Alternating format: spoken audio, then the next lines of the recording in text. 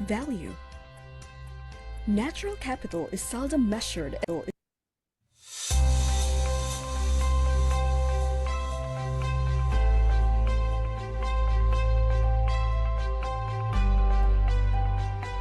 In the Asia-Pacific region, 30% of national wealth relies on nature. Nature is priceless. However, it is not without value. Natural capital is seldom measured and accounted for in the national accounts. Natural capital is also continuously being exploited, polluted, or wasted. Healthy functioning ecosystems are fundamental to achieving food and water security, poverty reduction, climate goals, and sustainable development. During COP26, ADB pledged $100 billion to fund climate change mitigation and adaptation in developing countries. Nature-positive investments will be key in contributing to this commitment. ADB is at the forefront of mainstreaming nature into its policies, analysis, advice, investments, and operations. We need to look at how to value natural capital, how to price nature, and that is precisely what we are doing in partnership with Stanford University. We brought together officials from 13 developing member countries to start with, working in tandem with officials of ADB. We are partnering with ADB in a way that we can provide the knowledge base and the education and the training for various countries to do the capacity development, the workforce development for understanding these practices and implementing them. And that, in that respect, it's very much aligned with the ADB, where its investments are going into not only economic growth, but also the growth and the sustainable growth for many of these regions in Asia. Assigning financial values to natural capital allows for better resource allocation. Finite natural capital must be managed sustainably to ensure its availability for future generations. Assigning financial values helps in developing sustainable practices that balance economic growth with environmental conservation. To reverse the decline of the natural capital loss by 2030, simply relying on the public financing is not enough. Private sector investment is the key to closing the financial gap. Together with the natural capital life, ADB's natural capital fund will apply a key role in stimulating natural capital investment. As we do this, it is also critical that we mainstream nature and natural capital thinking based on such robust accounting into our ADB operations, so that the projects that we design, the solutions that we offer to our DMCs would be based on such solid principles. This is just the start. Over the next 3 days, we embark on a journey of learning, collaboration, and innovation. What are natural capital approaches? How can natural capital approaches inform policy and finance decisions? How can we integrate natural capital approaches into policies, frameworks, and development plans? How can we promote and maximize the impacts of innovative and sustainable finance solutions? Join us in insightful discussions, hands-on workshops, and opportunities to connect with experts from around the world. Together, let us explore natural capital approaches, align policies and investments, and mobilize sustainable finance solutions for climate, food, and nature. Asia-Pacific Natural Capital Forum 2023. Mainstreaming natural capital assessments to address climate, food, nature nexus.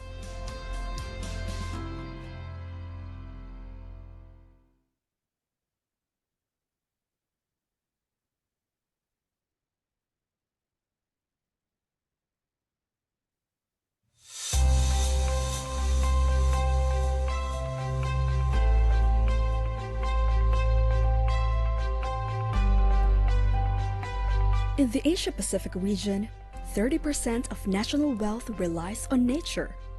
Nature is priceless. However, it is not without value. Natural capital is seldom measured and accounted for in the national accounts. Natural capital is also continuously being exploited, polluted, or wasted. Healthy functioning Maria, ecosystems are fundamental to can we achieving start? food and water security, poverty reduction, climate goals, and sustainable development. During COP26, ADB pledged $100 billion to fund climate change mitigation and adaptation in developing countries. Nature-positive investments will be key in contributing to this commitment. Good morning. Good morning, good afternoon, good evening. We have the many virtual participants. You can see this room is relatively small, but we have the many of the audiences is still outside, so they are probably going to attend it virtually. My name is Qingfeng Zhang, the Senior Director, Agriculture, Food, Nature, Rural Development, 6th Office, Asian Development Bank. Today it's my real honor and also privilege to join the Professor Gretchen Daly to moderate the opening.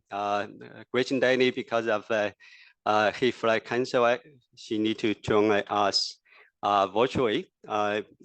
Asia Pacific is one of the most biodiverse regions in the world.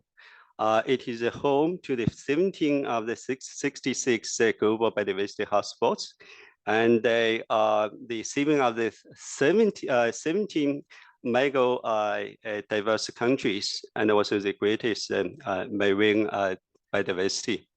Today we gather here to discuss about how we can scale up our finance to bend the curve of the natural capital loss in Asia.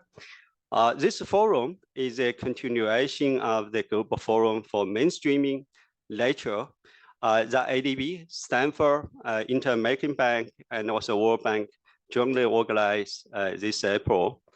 The Global Forum successfully bring about 15 countries across the world to discuss about how we protect the global biodiversity and the nature.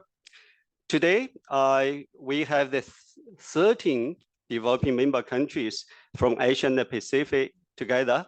Not only just carry forward the discussion we began in April in Stanford, but also further enhance awareness and also discuss about approach for the natural capital approach.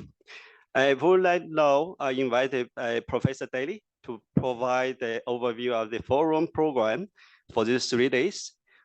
Before hand over to Professor Daly, I would like to say a few words about her. Professor Daly is a co-founder and the director of the Stanford Natural Capital Project. She is also the director for the Center of Conservation Biology of the Stanford. Many of our colleagues in this room know Professor Daly has received numerous international honors and awards, including the most famous Tyler Prize for Environmental Achievement in 2020. Now, floor is yours, Gretchen.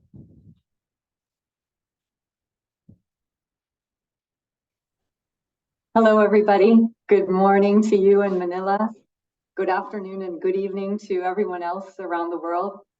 I have to say it is the greatest pleasure and especially the greatest admiration with which I welcome you all to this Asia Pacific Natural Capital Forum in Manila. I really wish I could be there in person with you. It's also with the highest hopes that I look forward to seeing this forum and the work ahead, creating ever more innovative and impactful demonstrations of green and inclusive development. I'll just give you a little bit of history. Since its establishment in 2005, Stanford's Natural Capital Project has worked really closely with the Asian Development Bank. Since 2011, for example, we worked together on creating and implementing a new metric, Gross Ecosystem Product, or GEP, led by the Chinese Academy of Sciences, but involving people from many countries in design and implementation. GEP illuminates the values of nature to society, helps guide investments in ecosystems, and really importantly, in ecosystem stewards out on the land, out on the water, and it tracks progress. Our cooperation collaboration together with ADB was strengthened further in 2020 when ADB launched the Natural Capital Lab that you'll hear a lot more about. Moreover, ADB's assistance in a whole bunch of different demonstrations around the world, but I'll highlight today the Yangtze River Eco Compensation Program, as well as in GEP, have added tremendously to the global community's efforts for innovation and investment into a nature and climate positive and inclusive future. So I'm really happy to see that the forum today represents another major milestone of our mutual cooperation and will elevate Asia's natural capital investment to the next level. So today we'll review the progress of ADB's efforts in scaling up natural capital investment, including through the new Natural Capital Fund that Qingfeng mentioned. We'll also discuss how international experiences in payments for ecosystem services and ADB's experiences in the Yangtze River Eco Compensation Scheme, for example, could be further replicated across the rest of Asia. Our colleagues from other MDBs will also be comparing notes and sharing their lessons in mainstreaming nature in their operations. So I expect the discussion in the next 3 days, including a really exciting field visit on day 2, to provide a rich learning experience and hopefully a really enjoyable time getting to know one another, have some excellent food, and just create an inspiration together to reach to that next highest level. At the end of the forum, DMC representatives and others, I'm sure, will be a lot better equipped to identify gaps in natural capital investment policy in their respective countries. So ADB and Stanford's Natural Capital Project will continue to work with DMCs and other stakeholders to build capacity and facilitate, as well as catalyze the science-based innovative approaches to sustainable resource management that we all seek. Enjoy, and thank you very much. Thank you so much, Professor Gui-Qing. So it is my pleasure now. I begin the forum by introducing the Vice President Fatima Yasmi. Vice President Yasmi is responsible for management of the sector groups and the climate change sustainable development department under the ADB's new operating model. She has more than 32 years for the development experiences, and also the senior secretary under the finance division of the Bangladesh Ministry of the Finance before she joined the ADB. So let's welcome the VP Yasmi to deliver opening remarks for this forum. VP, floor is yours. Thank you, Qingfeng. Dear distinguished guests, colleagues, ladies and gentlemen, a very good morning to all of you and a very warm welcome to the 2023 Asia Pacific Natural Capital Forum, co-hosted, by now it's co-hosted by ADB and the Stanford University. I am very delighted to be with you as we explore how to measure and manage the value of nature for our economics and societies. I would like to thank Qingfeng and Professor Gui-Qing for setting the tone of this forum. We all know that nature is the foundation of our well-being and prosperity. It provides us with essential goods and services such as food, water, energy, and climate regulations. The World Economic Forum estimates that more than half of the world's gross domestic product, or GDP, moderately or highly dependent on the nature. In our region alone, over 600 million people rely on the nature for their livelihood, mostly as a smallholder farmers. But we are losing nature at an alarming rate between 1992 and 2014.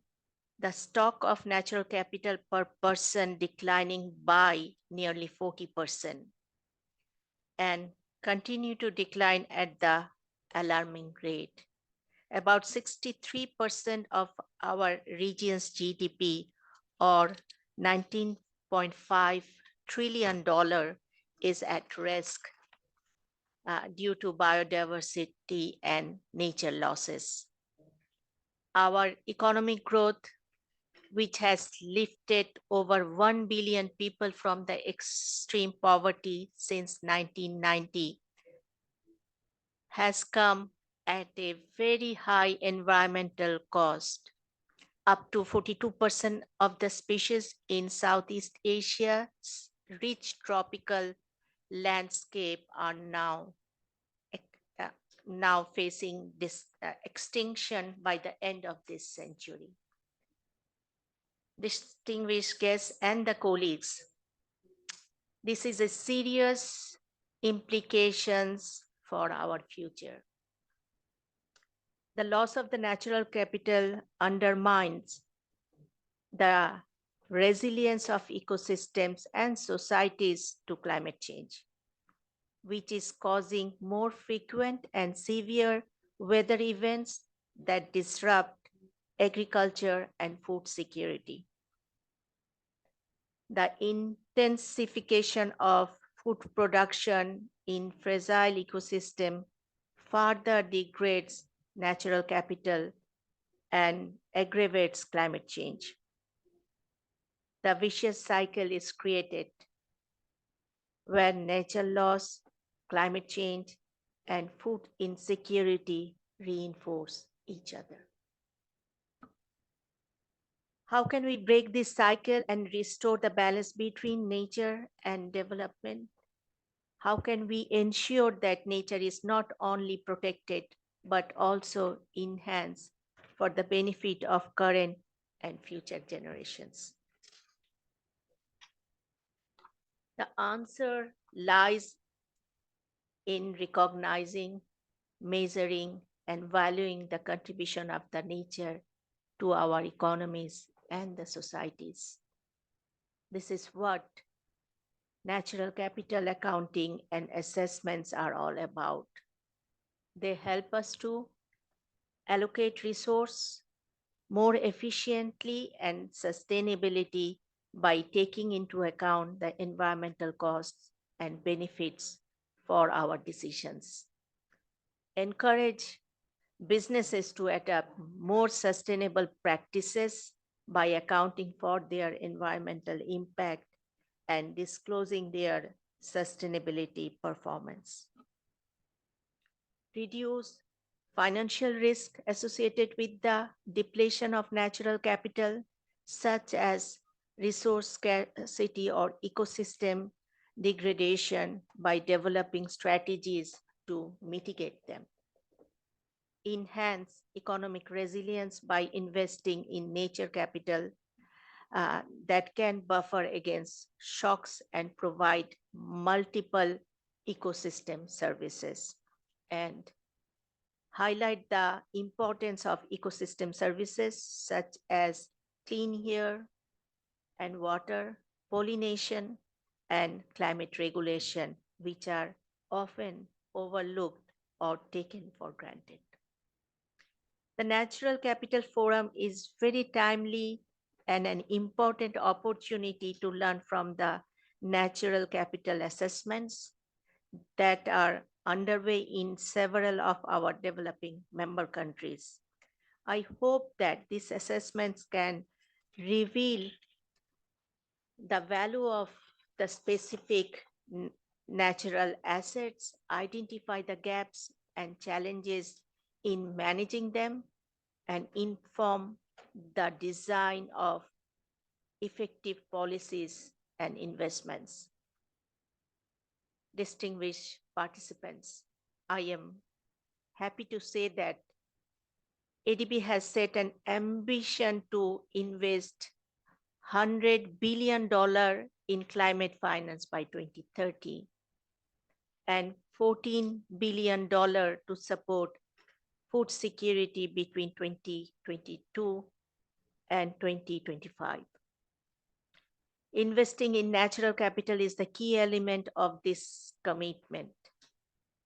Through this, we aim to transition from development model based on overuse natural capital to a net zero, nature positive model that leads to a sustainable future.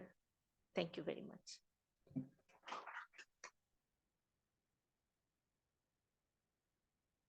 Thank you so much, VP Yasmi. Thank you so much for your very insightful opening remarks. Your message is very inspiring. Now let me turn to Professor Scott Findorf. Professor Findorf is a Senior Associate Dean of the Stanford Doerr School of Sustainability. He is also Professor of System Science Department in the Stanford University. Professor Findorf will represent School of Sustainability to deliver his opening remarks.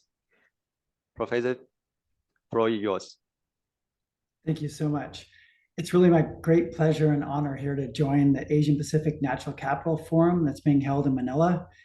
Like Gretchen, I really wish I could be over there. I'm glad we have the option, though, at least to participate, even if it's virtually. Let me first give you just a quick note of my role. I'm the Senior Associate Dean in the new Doerr School. And in my role, I really focus a lot on supporting partnerships and science and policy innovation. And all this is to really achieve deep transformation by working together. And I'm really inspired by the leadership of the MDBs, and particularly the ADB and Asian member countries that have been so key in scaling up the natural capital investment. For myself, I have a long, 2-decade long commitment to working in Asia. I started off in Bangladesh looking at groundwater issues of arsenic almost a little over 20 years ago now, almost 25 years ago. And then as we started to work on the groundwater, we started working more broadly on the water issues for water safety.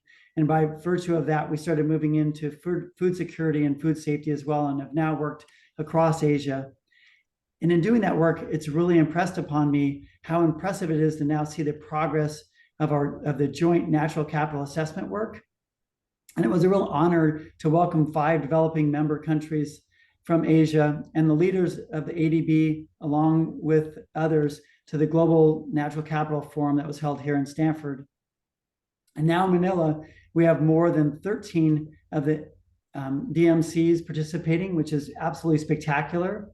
And it shows the strong commitment from the countries here in Asia to balance the impacts that we have of nature, food security, and livelihoods. And with that, it's really crucial that we ensure that nature is valued and preserved as the Asia economy recovers and really progresses. And in particular, it's most important for us to focus on the food climate nexus and really ensuring that we have nature valued within that. And we need to really lead the world in this approach and set as an example. And I think we really have seen that we're really doing that.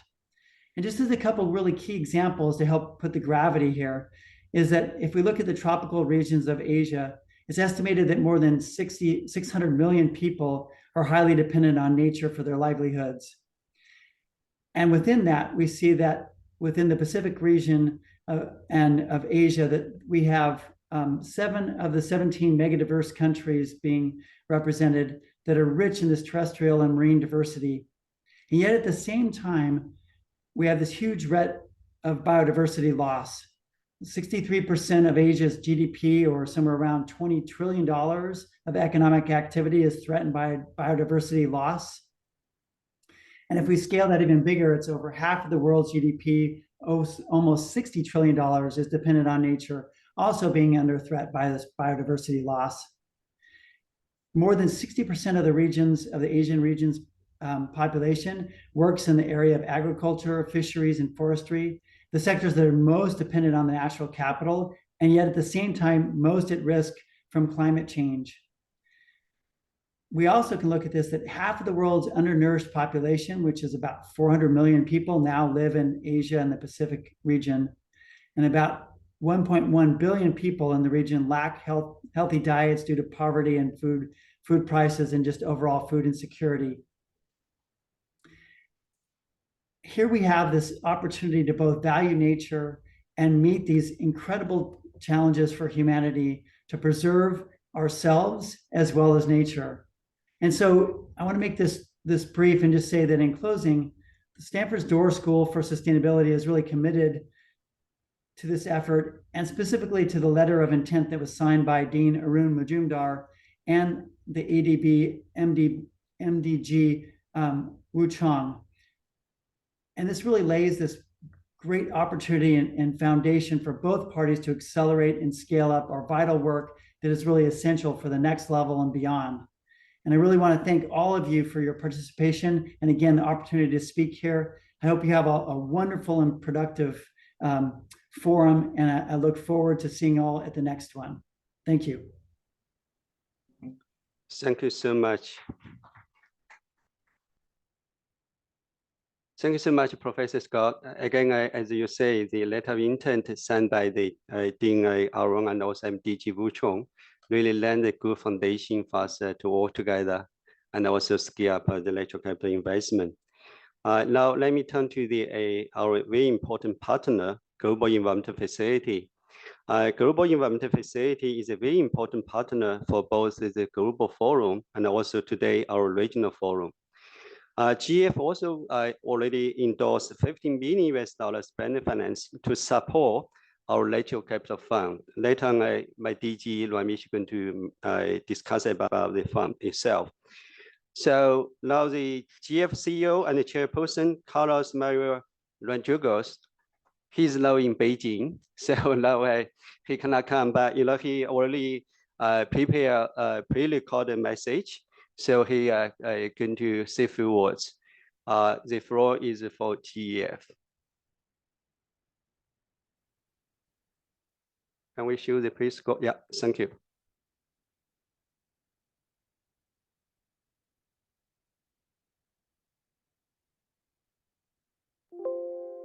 Good morning and good evening. My name is Carlos Manuel Rodriguez, and I'm the CEO and chairperson of the Global Environment Facility, known as the GEF. First, thank you to the organizers of this important event.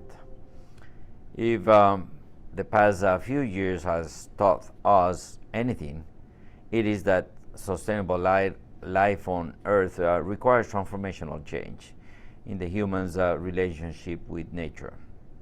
The intensifying impacts of climate change and the ongoing COVID pandemics is evidence of the urgent need for such a transformation.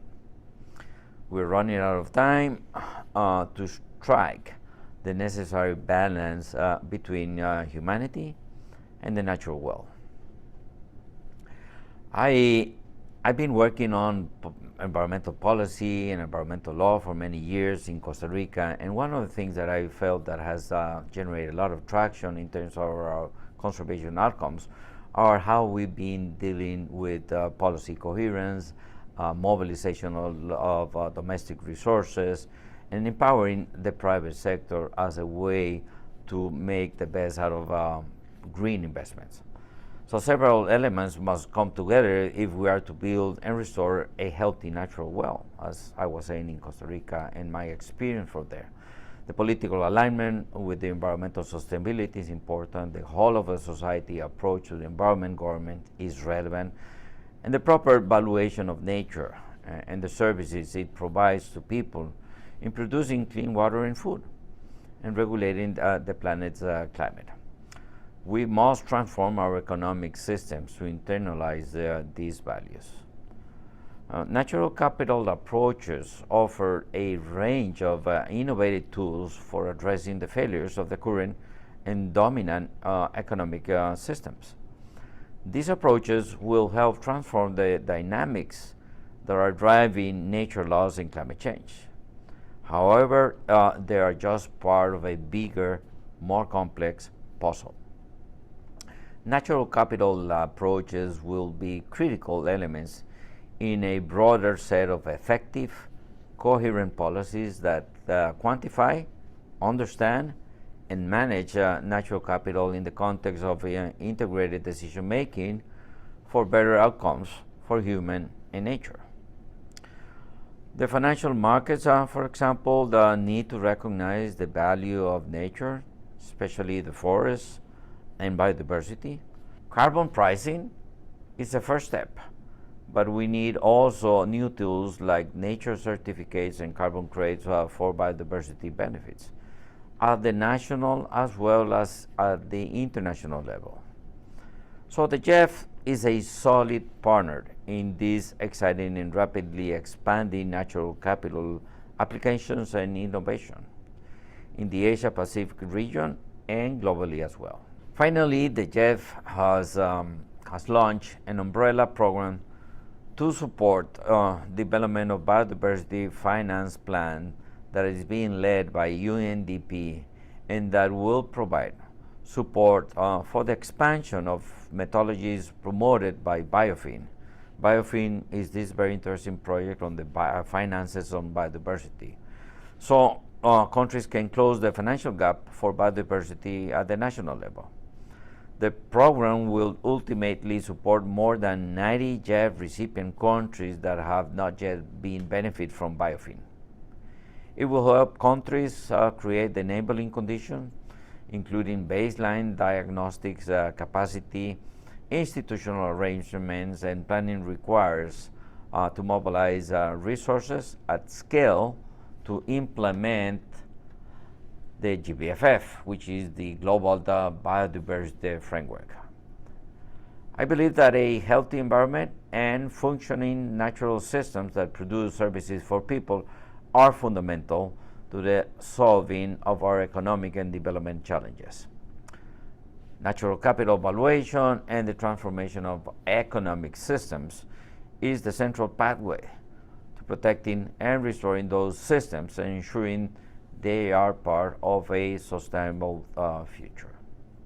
Thank you so much. Thank you so much for thank you so much for the GF CEO's very passionate speech.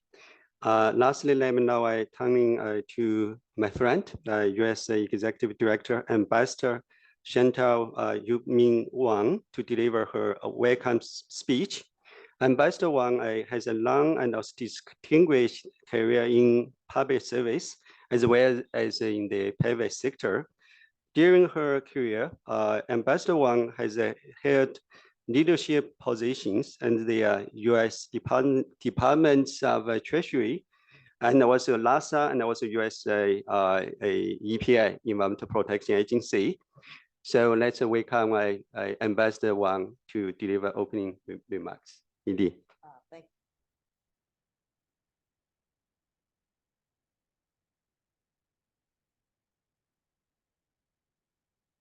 There, can you hear me now? Oops, it just unplugged. It's okay? It's still here?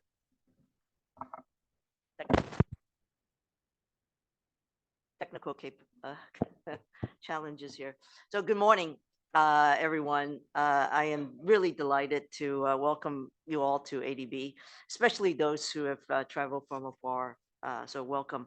It is indeed a privilege to be here with you today at the Asia Pacific Natural Capital Forum 2023, a platform that reflects the urgency, as many of my speakers before me have spoken, aligning our economic goals with the preservation and restoration of nature. As we gather here at ADB headquarters, surrounded by concrete buildings, as you came in, we're not too far from really witnessing the beauty and the diversity of nature in this amazing country that I now call home, the Philippines. I understand that you all will have an opportunity to visit Balanga in Bataan this week, where you will see some of the amazing natural wonders of this country and this region. As we travel outside Manila, you will also see and appreciate a glaring truth. Our planet's natural resources are dwindling at an alarming rate. The root cause of this crisis is our long-standing neglect in valuing the foundation of our existence, our natural capital. The lack of natural capital accounting in our economic and financial systems has led to a stark undervaluation of nature, thereby marginalizing it in our development stories and agenda. It is high time that we integrate the essence of nature in our policymaking, investment decisions, and knowledge sharing efforts. By doing so, we're not just honoring the natural world, we are also ensuring a resilient and prosperous economy that is intrinsically linked with the well-being of our environment. There are some signs of hope in this regard. Let me just share with you briefly some of the things we're doing in the United States, for example. In the US, we've recognized our economy and environment are deeply intertwined. A strong economy depends on a stable climate, clean air, water, and all the benefits that nature provides. Climate change and the loss and degradation of ecosystems affect our country's economic growth and opportunity. We've also realized that we lack a standard approach to track the conditions of nature or its economic role and value, which hampers our ability to fight the climate crisis, build a strong and sustainable economy, and advance economic equity. The US, under the leadership of the White House Office of Management and Budget, where I actually did spend many of my years career there, the White House Office of Science and Technology and the US Department of Commerce led the development of the first ever US national strategy to develop statistics for environment economic decisions. Published in January 2023, I have a copy that I'm going to leave with you all. The national strategy aimed to create a US system to account for natural assets, from the minerals that power our technology economy and are driving the electrical vehicle revolution, to the oceans and rivers that support our fishing industry, to the forest that cleans our air, and the quantity and quantify the immense value that this natural capital offers. This national strategy will help us understand and consistently track changes in the condition and economic value of land, water, air, and other natural assets. It will also help the US federal government fulfill its responsibility to the American people to provide a fuller understanding of our economy. And it will provide data to guide the US federal government and the economy through the transition we need for sustainable growth and development, a stable climate, and a healthy planet. This strategy is not just a document, although I have the document here, but a testament to our evolving consciousness. It envisions a meticulous integration of natural capital accounts into the US economic statistical system, aiming to harness these accounts as reliable guides for decision makers across all levels of governance in the private sector. The essence of this initiative is to foster a culture of measuring and valuing our wealth while engaging with the global community to strengthen the implementation of such visionary strategies. Our understanding of the US economy keeps evolving, and certainly our approach to measuring and tracking economic inputs and outputs must also evolve. In the wake of, for example, in the wake of the Great Depression for the US in the 1930s, the US government developed innovative ways to better measure our economy, giving Americans an overall picture of the state of the nation's economy for the first time back then. That pioneering work fundamentally changed how we talk about the economy, conduct economic policy, and measure progress. Over the years, that system of measuring our economy has continued to evolve because it impacts all decision-making process, from the top of the US government to the decisions by small business owners, tackling climate change, restoring nature, cleaning our air, lakes, rivers, and the ocean, and in regenerating degraded lands are not only environmental activities, they are investments in our economy and our future, and thus need to be captured in our economic accounts. It is indeed, as one of my former speakers said, it is indeed exciting times for us in the US in this front. So here we are, embarking on a similar journey of discovery and integration. The collaboration between ADB and Stanford University has led to adoption of, as the Professor Bailey said, the gross economic ecosystem product, GEP. This novel index goes beyond traditional economic metrics by quantifying the contribution of ecosystems to human welfare and social economic progress. The impact of this initiative has reached Colombia, from what I understand, and is spreading across many nations.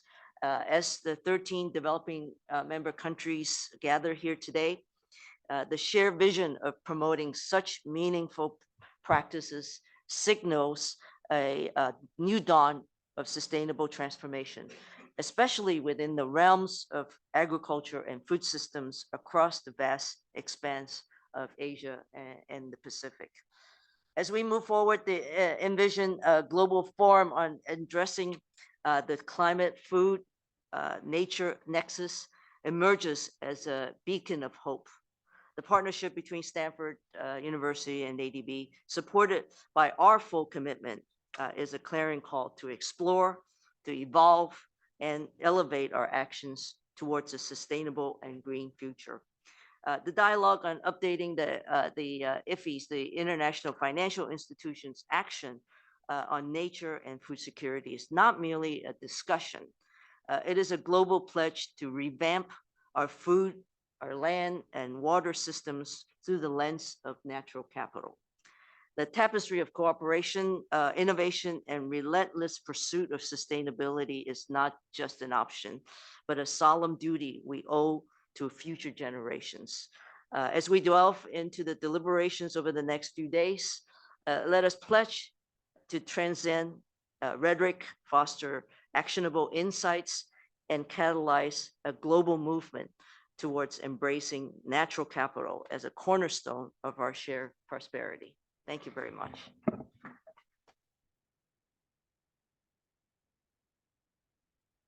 Thank you so much, Ambassador Wang, and also it's such a very inspiring message, very encouraging. I think my colleague and also a representative from the DMC were very encouraged and also inspired to take this agenda forward. Now, before we move to decision one, I would like to invite the Director General Ramesh Subramaniam to discuss his insights on natural capital approach, and also share the progress on the natural capital fund. DG Ramesh is the Director General and also Group Chief for the entire sectors group under the new operating model. He has been with the ADB since 1997, and also served as the Director General for the number of the regional and operational departments. His principal focus has been on the structural reforms, economic policy formulation, and also infrastructure financing. Let's invite DG Ramesh to. Thanks very much, Ching-Feng, and thank you, Ambassador E.D. Wong, as well as VP Yasmin. After all the distinguished experts have spoken, my job is very simple, which is to thank Stanford University, as well as the Global Environment Facility. This forum that we are hosting, or workshop that we are hosting today, is a follow-on to the global forum that was held at Stanford University campus earlier this year. I've been complaining to Ching-Feng that he did not take me there. So he said, it's okay, I'll ask you to speak at this forum. This partnership that we have, and which has been emerging and grown very strong between the ADB and Stanford, through the Stanford Dover School of Sustainability is a clear testimony to the increasing collaboration between academic institutions and MDBs or IFIs, the international financial institutions, particularly ADB, in addressing various global challenges that we face. The partnership, as previous speakers have covered, is quite multi-faceted, with focus on natural capital, food security, from a thematic point of view, and on training and capacity building, as well as staff exchange and internship programs that we've been discussing with Stanford. Very happy that we have a number of DMC officials who are present here, as well as development partner organizations besides ADB colleagues. So we will all be working together in taking the initiative forward.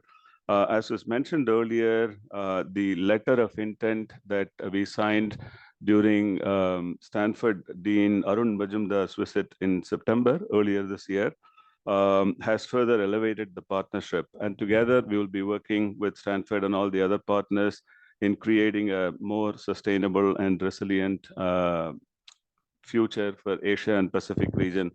One of the cornerstones of the partnership is the development of ADB's Natural Capital Lab, or NCL, that you see on the screen. By the way, as I'm speaking, you'll be seeing some of the visuals on the screen. This NCL will significantly contribute in protecting and enhancing natural capital in the Asia and the Pacific region. Of course, there'll be a lot of work involved, given the challenges that Carlos mentioned, what Edie Wong talked about. But we believe this is a fantastic step that we are taking now. The NCL will be a living and virtual platform to incubate, accelerate, and expand natural capital investment in all our developing member countries. The NCL will also leverage, as previous speakers, particularly Edie Wong had mentioned, existing accounting tools to quantify the value provided by multiple ecosystem services. We believe this will also help design measures for development, such as the Gross Ecosystem Product, or GEP, to help drive sustainable growth. It'll also strengthen payments for ecosystem services, which is very, very critical.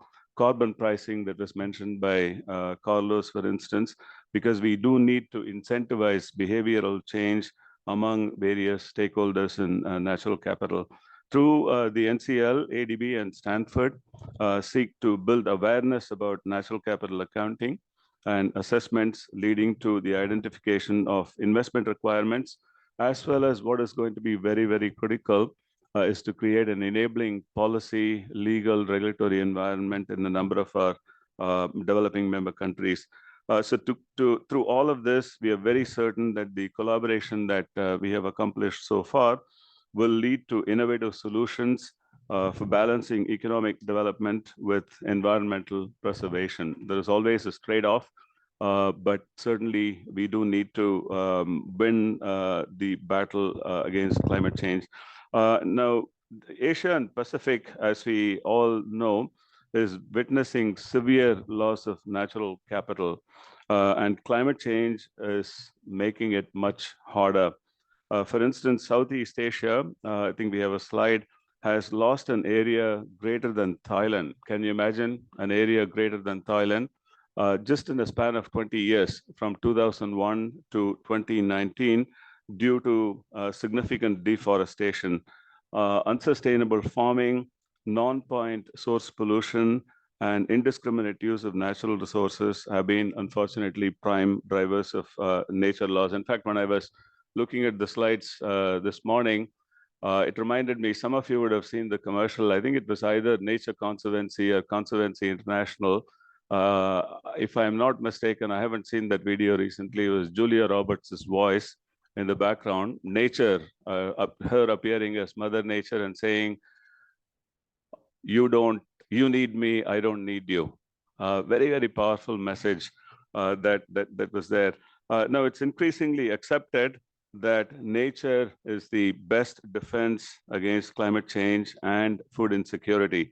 But at the same time, protecting, conserving, and growing nature needs huge investments. As you see on the screen, estimates such as that are available from Paulson Institute, for example, suggest that on average we need a massive $711 billion every year to fill the financing gap and to reverse biodiversity loss by 2030. And this in the context of the broader SDG challenges that we are facing, that if we follow a business as usual approach, SDGs will not be met even by 2065 in the Asia and Pacific region. So clearly this comes as part of this. Now, ADB has a number of initiatives to try and bridge this gap. Today, we are very, very pleased to announce one such initiative, which is the development of ADB's Natural Capital Fund, supported with an anchor investment from the Global Environment Facility. The Natural Capital Fund is a concessional and catalytic fund, as you see on the screen, and it is designed to provide a mix of public and private capital to projects with strong natural capital components, particularly in rural areas, with the objective of encouraging sustainable development. The NCF will also be supported by the Natural Capital Lab, or the NCL that I talked about. The NCF will focus on 5 of ADB's operational priorities, and it would strive to transform agri-food systems by increased productivity, enhancing resilience, and reducing GHG emissions, while simultaneously protecting, restoring, and sustainably using natural capital in ADB's developing member countries. Just to dwell here for a moment on GEF's support to ADB operations, especially to the Natural Capital Initiative.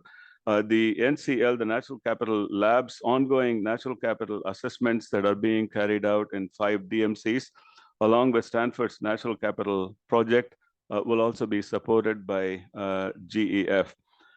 We believe ADB's NCL and NCF would significantly benefit our DMC clients by deepening their understanding of natural capital approaches, their role in decision-making for policy and finance, and their contribution ultimately to achieving overall climate resilience.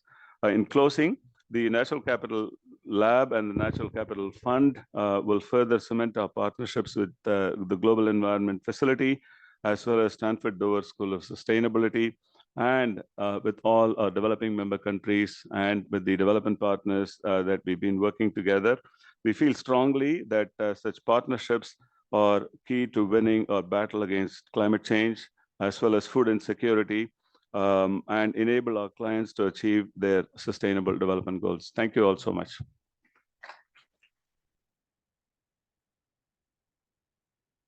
Thank you so much, DG Ramesh. I know that the time constraint, but same time I with my co-moderator, Professor Danny, she might have a few words about this Natural Capital Lab and also Natural Capital Fund before we move to the session 1. Rich and Danny, will you have a few words? Sure, I'll just say, first of all, it's been really inspiring and motivating in a lot of ways to hear from the suite of speakers in this session. And second, the advances that ADB is making, I think, are at the heart of the institutional transformations that we need to be making ever more as a system, as I know everyone is thinking about, across the MDBs, across governments, as the ambassador was mentioning, across all of society, actually, getting into the private sector much more than this movement has yet done. So I just want to maybe emphasize how tremendous this commitment is in this new institutional form with the financing facility for driving innovation, for building confidence, for demonstrating the value of these approaches, and for bringing many, many more players into the action. So I'm really in awe of ADB for taking these measures, and I look forward to working together to contributing in whatever way we can to make them a tremendous success, and especially to make the whole world aware. Thank you. Thank you so much, Gretchen. Yeah, I know that because of the time constraints, probably we skip the question and answers and move that to the next session. We also know that about over 120 people is collected virtually. They might have the questions. My colleague has collected the note and also the questions. Now I would like to take this opportunity to thank VP Yasmi, Professor Scott, GFCO Carlos, and also Ambassador Wang. And of course, also thanks to my co-moderator, Professor Danny. Lastly, thanks a lot to the Digital Amish for your comprehensive speech. Now let's end the opening session and now shift to the session one. Let me invite Yasmi, Director Yasmi, and also Director Yoko come to the stage. Thank you so much.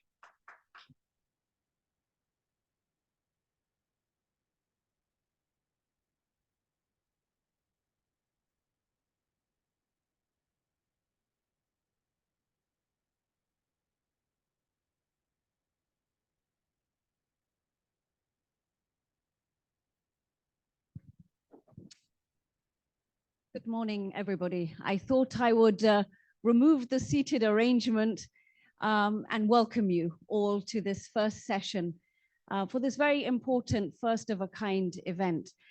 Today, we'll be discussing in our first session on mainstreaming natural capital investment in ADB, and I'm extremely thankful to all of you who have traveled so far to join us today. With all of your collective knowledge and the knowledge of those online who have joined us, I'm sure this will be an excellent session.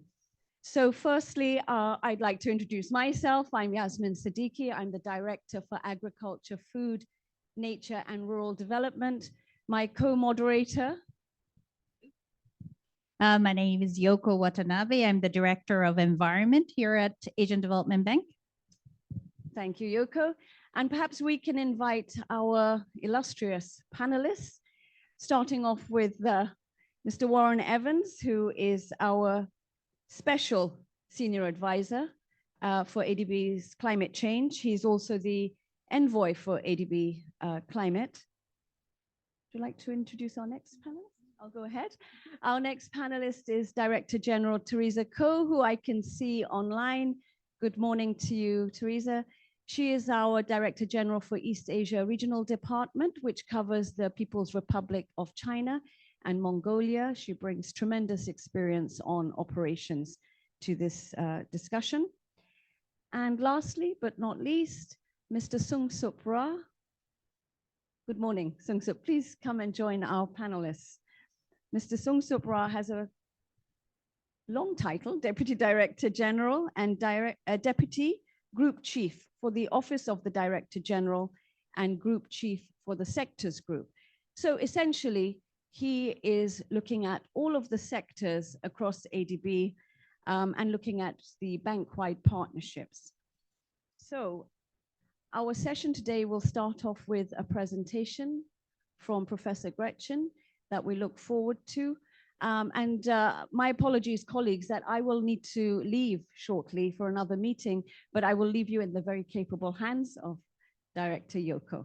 Thank you. So perhaps we can go ahead with the first presentation from Professor Gretchen. Okay, wonderful. I think I'll just dive in with some slides to help bring the story of where we've come from over the past 25 years more into focus. I think mainly as a backdrop and maybe as a way of reflecting on how we can advance as quickly as possible in a way that achieves collective action at a scale never seen before. If someone could confirm that my slides are let's see. Yeah, do those look okay? Yes, we can see your slides. Okay, wonderful. But we have a message box up there. Yeah, thank you. That's great. Okay. And I'm planning just to zip through this story in a way that sets the stage and then really turn over to the others in the conversation. But I'll make my slides available for anybody who wants to get into any detail. But basically, when we talk with colleagues around the world in different walks of life, I'm sure many of us have found in the past few years that more and more people, leaders of different types of institutions, are saying things like, you know, I finally get climate change. And in fact, my organization gets climate change. And my organization is committed to doing the following to address climate change. But when it comes to nature, ecosystems, biodiversity, natural capital, I'll use those somewhat interchangeably for this brief introduction. Most leaders have no idea. They'll say, actually, I don't know much at all about those things. My organization doesn't know very much about them. And in fact, we have no plan for addressing biodiversity or ecosystems, but I'm trying to change that. And I think that's where we are in a lot of the world. And we have some tremendous examples to bring to the fore, and I'll just describe a bit of the arc of the change leading to this point. So we're trying to bring nature into focus as an engine of prosperity, with the focus specifically on lands, waters, and the diversity of life that inhabits those places. We can go back and think about actually a revolution we're building on, the revolution in how people think and talk about nature. We can go back to Carl Linnaeus and in other traditions to other leaders in the past. But Linnaeus really was the first person who was able, given the times he lived in and the many and many other people working on understanding nature, he was able to take a global view to advance a universal language that we all had to learn in junior high school, naming things. But it was much more than a naming system. He really developed a system for interrelating all elements of life in terms of how they evolved, how they function. And that system is still used all over the world. And in many ways, what we're trying to do together is advance a revolution in how people value and invest in nature. Similarly, taking a global view and developing a universal language that's still well tuned to all the details, all the diversity in life, including in human life, cultures, and institutions. A system that interrelates all the benefits of nature to people and that can be adopted and is used all over the world. So that's a huge ambition that we have and that we need to achieve. We know that natural capital is being rapidly depleted. And we know that scarcity confers value in economic terms, and it's the economic system we're heavily focused on changing.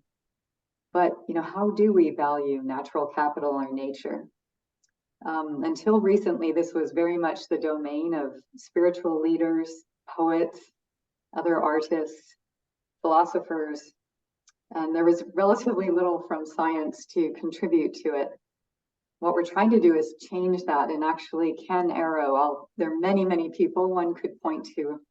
I'll just point to him as a person who attracted enormous attention and participation in advancing a knowledge foundation that integrated ecology and economics initially, and then many other of the necessary fields to take this integrated approach.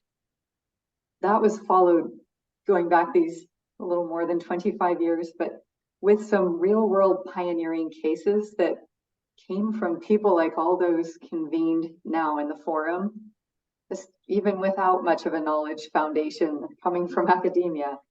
advancing what made sense and what was often a huge lift in individual cases, like Costa Rica, which had been a poster child of planetary destruction, implementing the first nationwide PES scheme, or New York City, which had among the world's cities cleanest water on Earth, that was declining rapidly in quality and posing a real public health risk, designing an investment system into upstream ecosystem stewards like Dave Hawley on his dairy farm to achieve changes in practices that would secure both the water supply, its safety, and also help secure livelihoods among ecosystem stewards.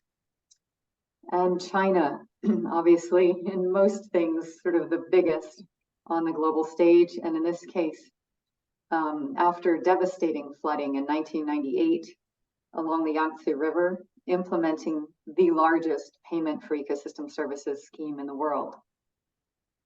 After that, the Natural Capital Project came along, where our aim was to launch and help systematize a universal approach that involved, innovation through partnership, through advanced technology, through engaging with decision makers like the woman here, Chantal Clark-Samuels, who's CEO of Belize's Coastal Zone Management Authority, and supported by the IDB, leading to stewardship, to improvement, whether in coral reefs and mangroves or across farmland in the world. It involves, together with actually thousands now of researchers, integrating new understanding of how nature provides benefits to people in many different sectors, geographies, and decision contexts. It involves scalable demonstrations in all kinds of situations around the world, advancing them in an ever more strategic or compelling arc of transformation. And I'll dive into just one place, China, where we've worked extensively along with many other places to illustrate in a few brief slides that I'll be flying over, I'll warn you, but I just wanted to touch on this range of things, set the stage, and can share more detail separately if you like. So a key step is ecosystem assessment in China's transformation to an ecological civilization. And that involves, just getting the data on what's happening on the ground and bringing that into a system, as the ambassador mentioned, of natural capital accounts, letting one quantify the provision of different services across a country, for example, and basically the return on investment in natural capital to provide these services. Second, along with that, at least in the context in China and many other places, comes land zoning together with livelihood security. In China, the country has prioritized these places for the benefits indicated in the various colors, and many other benefits that come alongside those are under the umbrella of their protection. And with this major advance in policy comes an enormous investment in rural ecosystem stewardship. Third, gross ecosystem product, mentioned by several people before, involves a system designed in parallel with gross domestic product that reveals the provision to society of benefits, goods, and services from ecosystems. Their quantity multiplied by meaningful measures of value and summed up to reveal, where benefits originate, how much is produced, and to whom those benefits flow, in order to guide investments and very innovative policies and institutions to support the GEP improvement that we need to see over coming years and decades to secure humanity. And finally, in a few slides, I'm just going to touch quickly on integrated basin planning, something that has taken place over the last few years along the Yangtze River Basin, especially, that's relevant to all countries. And it involves just first off, one of the most important river systems in the world, with a lot of people dependent on it, as well as a lot of nature embedded within it. After catastrophic flooding that we'll all remember in 1998, the region launched two major programs, the Sloping Land Conversion Program, the Natural Forest Protection Program.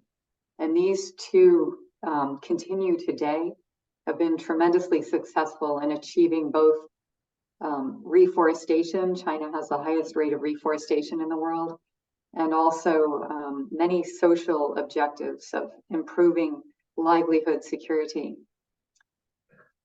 Here's some data on the impacts of these programs, as well as the investments made. And I warned you I'd go quickly through this, but again, I'll share.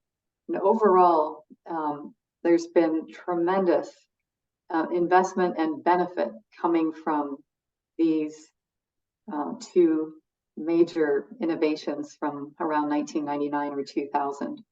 And they also continue today. Together with those policy innovations, there's this ecological protection red lining going on, prioritizing key parts of the basin that are really crucial for the services shown here. There's also Gretchen, a lot my of, apologies to interrupt. We're just running a bit behind time, so if I may request you, thank you. To wrap up if possible. Apologies for the interruption. No, I'm sorry to go on. I was asked to cover a lot of things, and I couldn't manage to go faster. So in any case, it's a lot of conservation of biodiversity, including of the giant panda in the region. And just to wrap up,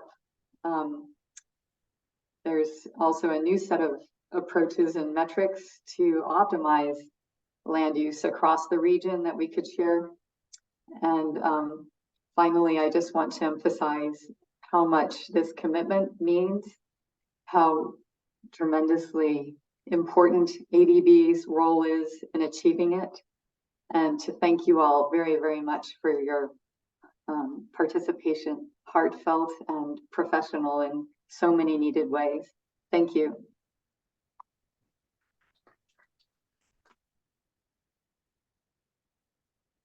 So much, Professor Gretchen. Very inspiring and very interesting to see the example from People's Republic of China. Much for us to learn from that. Perhaps we could now turn to our first panelist, Mr. Warren Evans, who I like to introduce as our climate envoy, who brings much wealth of knowledge and experience from many years working with ADB and beyond. So perhaps, Warren, over to you for your reflections. Thank you. Thank you very much, and it's great to be here this morning. And first off, I want to say that Gretchen gave credit to Ken Arrow for his leadership, and actually in my life, it's been Gretchen who's been the leader. So thank you for that leadership. When I was at the World Bank, we were begging her to help us on this, but she was busy teaching, and we didn't get to really partner. So it's great that Qingfeng, you've been able to pull this off and establish this partnership with Stanford. It's really good. So I'm gonna, I guess I'll be brief. How long do I have anyway? A couple minutes? Okay. I'll be as brief as I can. I'm getting to the point where I've lost patience with the world on the issues of biodiversity, nature conservation, and so on. We're continuously doing really good work, and I'm speaking mainly to my ADB colleagues here. We're doing great work. We have good projects, very good outcomes. We're losing the war. We're winning a few battles, but we're losing the war. And that comes out every year. Every year it's worse and worse and worse. So the progress that's been made on measuring the value of natural capital, accounting for that is really important, but it hasn't impacted near enough of our DMCs. And I wish I was as optimistic as Chantal was about where the US is on this. I'm not. I think that we've got a lot of work to do in a hurry to actually overcome the kinds of challenges that we see over and over again without climate change. We were losing war without climate change. Now we have the climate impacts that we're seeing, and the challenge is so much more dramatic, urgent, and severe for the most vulnerable populations that we serve in ADB. And so it really means that we have to shift gears very quickly to address this challenge. Part of the answer is to bring in better valuation of natural capital, better understanding of payment for ecosystem services, recognizing that it's really at the government level that the success stories that Gretchen Daly mentioned, the Costa Rica and China, those success stories are largely government driven. They were government decisions. We work with governments. So we have a great opportunity through our policy dialogue, through our PBLs and so on, to actually do a much more substantive impact job on changing the policies, changing the regulations, and enabling a better understanding of how important their ecosystems are to their growth in the future, to their economies.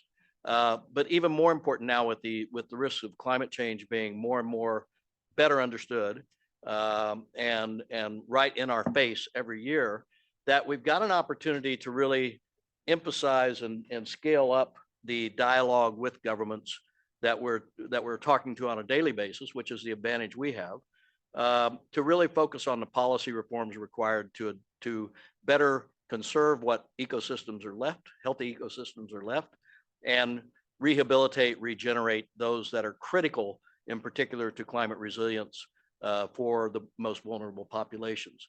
So I think that ADB in the coming years really needs to make a really rapid shift in how we do business.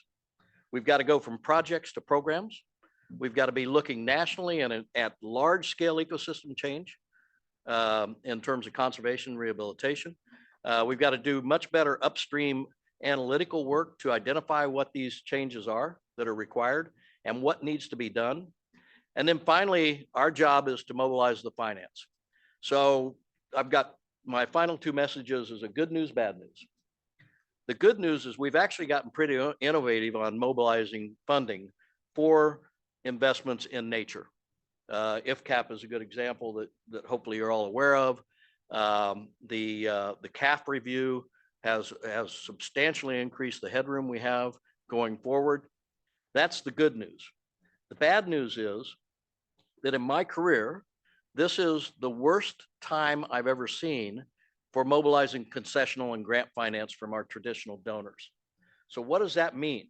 It means you all have to get much more innovative in figuring out how to get access to that soft money, which is absolutely critical for this agenda, to mobilize both the private sector money, but also to help governments invest in the ecosystems we're talking about. So the challenge really right now I see is to find ways to get much more innovative in mobilizing soft money, concessional and grant finance, to blend with our money, to blend with private sector money, so that we can actually go to scale with the investments we're talking about. That's the challenge that you all have. You've got a long ways to go. I don't. And so it's really up to you to make this transition in ADB and this transformation. Thanks, I'll close there. Thank you very much, Warren. Your words of wisdom always inspire us, and we'll keep you with us. So maybe I'll just excuse myself at this point and hand over to Director Yoko to continue with the panel discussions. Thank you. Great, thank you so much, Yasmin, and I'll take over from here. And thank you so much, Warren, for that inspiring and sort of alarming words to really scale up the work now on nature and biodiversity in link with climate. Now I have a pleasure to introduce Ms. Teresa Ko, the Director General of the East Asia Department, and she'll share some perspective from the operational and implementation perspective. Over to you, Teresa. Thank you, Yoko. I will briefly present an overview of the planning tools that support ADB's river basin programmatic approach. to address the challenges in the Yangtze River and also the Yellow River Basin. And I want to emphasize here that we are using a framework approach in the Yangtze River Economic Belt. I will be outlining some key financial innovations for ecosystem services protection, particularly on eco-compensation.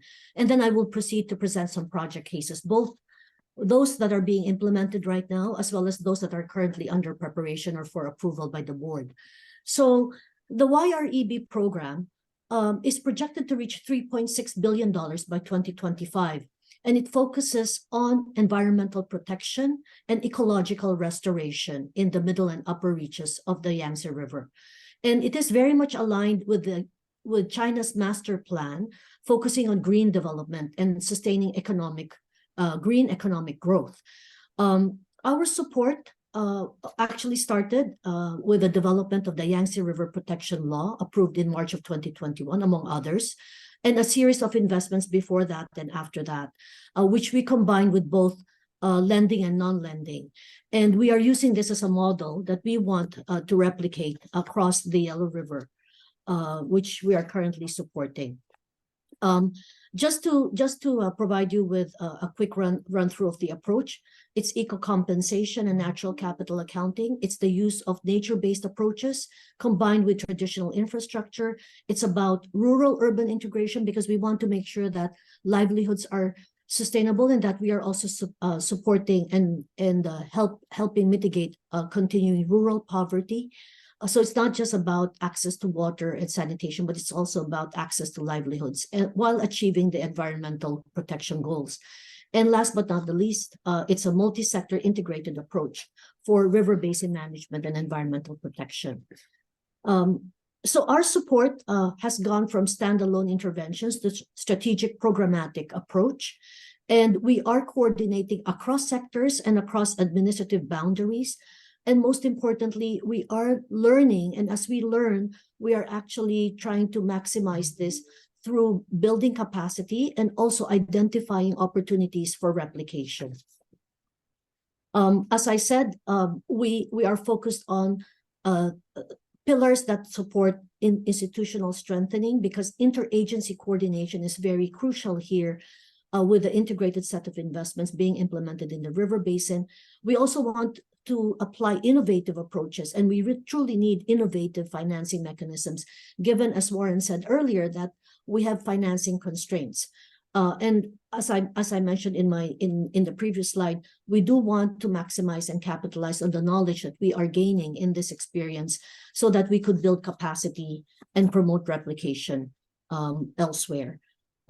China has been a part of developing ecological compensation since the early 2000s, with more than 20 provincial, municipal, and county governments carrying out pilot demonstrations on eco-compensation.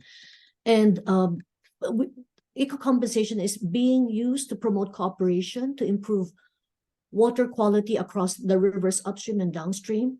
We are also working with the China Council on International Cooperation for Economic Development, which is a high-level advisory council to the State Council. And this is where the establishment of a natural capital lab or the natural capital fund, which is now being developed, actually started.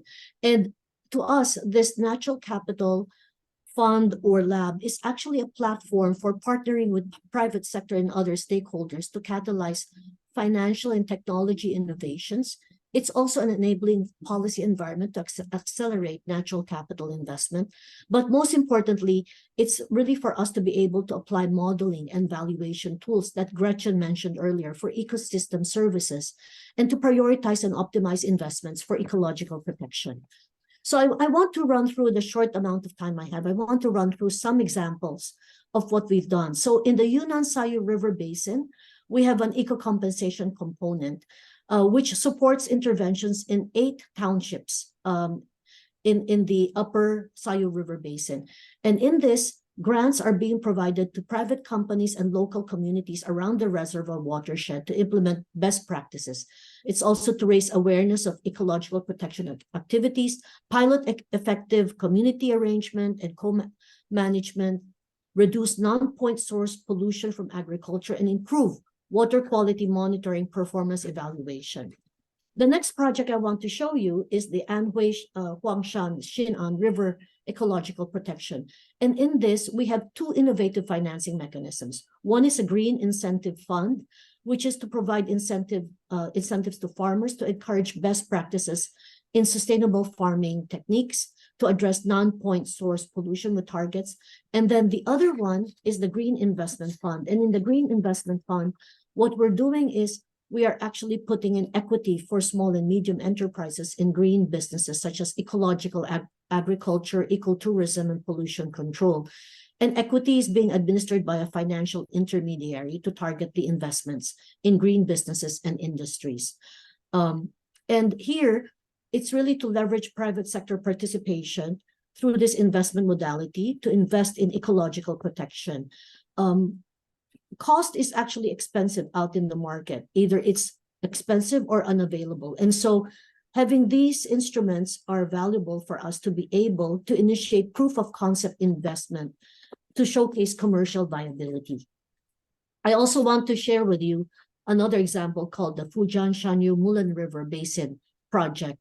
Here, although it's outside the river basin, we adopted or we pioneered the land value capture for ecological protection and investments in land areas through the flood management, ecological restoration, improving water quality, increases land value and property prices, which can then be captured through sale to reinvest in further ecological improvements along the river and watershed. And here, a key innovation is the Mulan River Conservation Development Fund. Another project I want to share with you, which was just recently approved, is the Did you, Anhui Teresa? Chao. You Yes. could, sorry, Yeah. you could start. Yeah, I'll start wrapping up. Okay, so Anhui Chao Lake was just recently approved. And in this, we have an eco compensation fund and a climate resilience fund. We are also piloting a water quality trading pilot. Essentially, what we want to do is we want to invest in low carbon and climate resilient agribusiness, environment protection technologies to control waste pollution, promote ecotourism, and even invest in wind energy, which is a renewable energy. What we also want to emphasize is that compensation to participating counties will be performance-based, linked to reduction of pollutants at the river basin.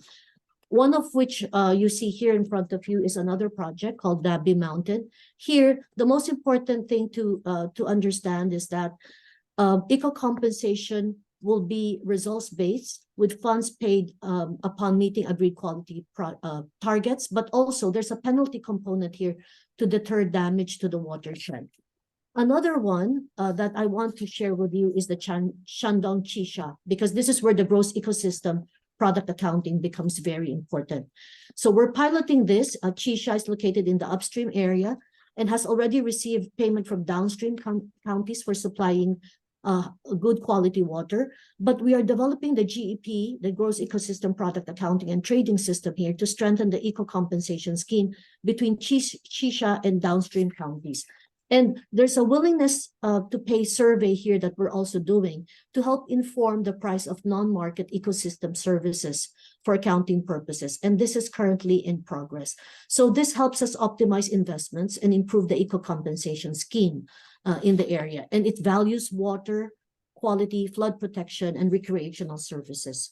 Maybe I'll stop there and just summarize by saying that we have partnered with government to introduce innovations to pilot good practices for replication and potentially scale up natural capital investments. And key here are both eco compensation and natural capital accounting. Let me then stop here and turn it over to you, Yoko. Thank you. Thank you so much, Teresa, for this really comprehensive overview of the amazing sort of portfolio and the programmatic approach that has been implemented in China on natural capital accounting and assessment and how it's being sort of applied to all projects. So thank you very much for that. With that word, the final but not least, Mr. Sunsuk Na, Mr. is the Deputy Director General and Deputy Group Chief Office of the Director General of the Sector Group. And we're really delighted to have you here and have our overview from the sector side and how natural capital has been applied in ADB portfolios. Thank you very much. Thank you. Also, before I starting, I'd like to also thank Gretchen, provided overview and explain about this concept, also evolution, history about this inspiring, also challenging challenge you give to us. So what key message I learned from you is that we have to work hard. Also, thanks for also Teresa providing many innovative examples from China, following the Gretchen's example. This is really good. I just think about, initially I thought about give some example also myself, because I'm from the sector and also representing thematic what the group. But just hearing from all of you, I thought about following the Warren's the pattern. What are the good news? What are the bad news? What are the good news? I think you start with good news is good in the morning. I think we have good news also. I now hearing from the Gretchen, we talk about concept, right? Concept is very difficult concept, natural capital accounting. But already we are see from Chinese example that something happened. China now up with ecosystem. That's really great thing. As economists, I see the big, I think these things are happening. Then many also innovative things happen in terms of project. She mentioned about China, many examples, but also not happening just only China. It's happening Southeast Asia, South Asia, Central Asia. Just here we too much focus on China, but I can tell you it happened. We are working hard in other regions also, South Asia and other. Now the another good news, as the Warren said, we try to be even more innovative, right? We came up with IFCAP led by you. Also many innovative financing we came up with. ADB also, we had a capital review, and then we equipped more money to basically then money to support this climate change and also support for the natural, conserving the natural ecosystem. And also the another bad news challenge will be, as you said, is dramatic. Something happening after very dramatic way, and then also urgent way, right? So you're right. I think we are now facing a lot of challenges now. It's unprecedented challenges after pandemic finish. I thought after pandemic finish, we will have a normal, very nice life. You know, I worked during the pandemic for COVID crisis. After that, I think I will have a very the easygoing life. But all of a sudden, this climate change issue came. You know, I'm working on this together with you. And then, as you said, Warren, perhaps we are losing also war because of this magnitude of problem, right? So we have a solution. Good news is it's a big problem now. What we are doing, perhaps still, you know, we have to do more. We need perhaps more bold, more. We have to work together, you know. So then you also request us. We need rapid shift. Right, so we have 4 shifts right already. Number one, that we reorganize the ADB. Right, the ADB. Many of you from ADB, but many of you, some of you perhaps not from ADB. Then we reorganize ourselves, and we put all the sector together so that we work together, and then provide an integrated, innovative solution to our client. So and then also we try to work very closely with the private sector, because public sector alone, we cannot solve the problem. Another one we try to do that, we try to, as following my first point, this natural capital issue, all this issue require the multi-sector, multidisciplinary approach. So all of what the Teresa and also the Professor Gretchen, the example require multidisciplinary approach, right? We needed policy guy, we needed the money guy who come up with innovative solution. We need also agriculture guy. We need also water guy. We need also the urban guy. Many people, energy guy. We need to work together. Now, in a sense, ADB we reorganize so we can work together. It's been just almost about 4 months past, about last the end of the September, end of June, we launched, we started it, this reorganization structure. We are still learning process, but I think we are in the right direction. But still a lot of things we have to do it. But in that context, the Stanford, the partnership, is extremely important. Natural Capital Lab will play an integral role so that we, the guide us so that we can go the right direction. But I still think that it's still not that easy. It's very, very challenging problem. Is a big, but what I see that we are progressing, but still a big, big challenge we are facing. But now any project we're talking is basically was the water, agriculture, all those. One project perhaps I want to share with you that perhaps you will be a little bit better hope now what we are doing together to address this problem, the urgent and dramatic problem you mentioned, is that recently we have started, we are working on the so-called Indonesia, reducing marine debris. Marine debris, the plastic is a big issue.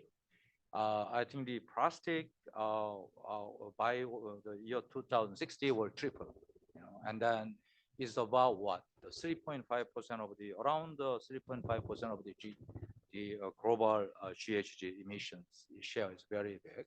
We are now developing a program to address this problem together with other development partners, for example, the KfW and other, the AFD, and early next year, we try to come up with over 300 million PBL to address that. That require the working with the legal guy, policy guy, also agriculture people, also the ocean expert, and plastic expert, all those people, we are working together. Once this goes well, we can drastically reduce the ocean, the plastic. And once this goes well, we try to also come up with the second program. So what I try to say, challenge is big, as you mentioned. And then also what we are doing together, still perhaps we had the risk of losing the war. But doesn't mean that we have to give up, right? We ADB try to work. Here collectively we have to work together to find out solution, and also gather together. Thank you very much. Yeah. Thank you so much, and particularly highlighting that how much progress we have made, and the positive sort of spin towards the very challenging issue. And I really appreciated also going beyond the nature and also talking about marine debris and plastic and the impact to nature. So with that, we had a really amazing speaker for this first session, having Gretchen really providing, set the scene, bringing in nature and natural capital as an important element for economies, the society, and also them coming into Warren's discussion on, the need to really dramatically change the way we work and really bring in programmatic initiatives and innovate and increase resources and resource mobilization towards these issues. And amazing sort of example from Teresa in terms of the tools and examples from China on the innovative initiative, particularly on the eco-compensation and others. It's been quite exciting to see how much progress we have made on these initiatives, learning from Costa Rica and others from payment ecosystem service, and innovate that in Asia. And then moving to Sunsip in terms of other initiatives and how now ADB is equipped now to really address these issues by bringing in the sector sort of knowledge and expertise into one place, and also work with thematic groups like the Climate Change and Environment and Resilience Group in the whole ADB, so that we can really work on cross-cutting issues together with the sector colleagues, and also bringing the private sector financing that is really needed at this point to really scale up the work. So with that, we would really like to spend another at least another 10 minutes maybe to get some comments, questions from the floor. You've been very patient listening to us and also listening to the amazing inspirational discussion here. So I'd like to take at least 2-3 questions from the floor. So please do not hesitate, raise your hands, and probably the mic can come to you. So I see a gentleman over there. Maybe just to expedite, if you can come to out and speak, that would be great. Please stand so that everybody can see. And the mic is coming right now. Yeah. Madam, my observation is that this funding issue is a big issue. If maybe you can introduce yourself. Yeah, myself, Dr. Sarangi from the Ministry of Environment, Forest and Climate Change, India, from New Delhi. Yeah. This funding issue has been raised in many occasions, various fora. There is actually inadequacy. I'm basically an economist. There is basically inadequacy of fund. There is a fund constraint. When you're talking of the private sector involvement and the civil societies and many other organizations who are really having the, funding capacity, because the government funding may not be adequate to cater to these environmental challenges, because these are huge challenges across sectors, macro sectors, and these need to be addressed at a larger scale. So what will be your suggestions? So what are the global institutions, particularly in the private sector, which can integrate with the government sector and work on these lines to address these challenges? Yeah. Thank you. Thank you very much for that good question. In terms of how can we mobilize further resources beyond government and private sector and others? From the panel, any volunteers on answering? Teresa? Statement? If there is any further sort of elaboration from our side to share some examples from innovative financing and other, Gretchen, do you want to sort of elaborate on the point a little bit? Maybe.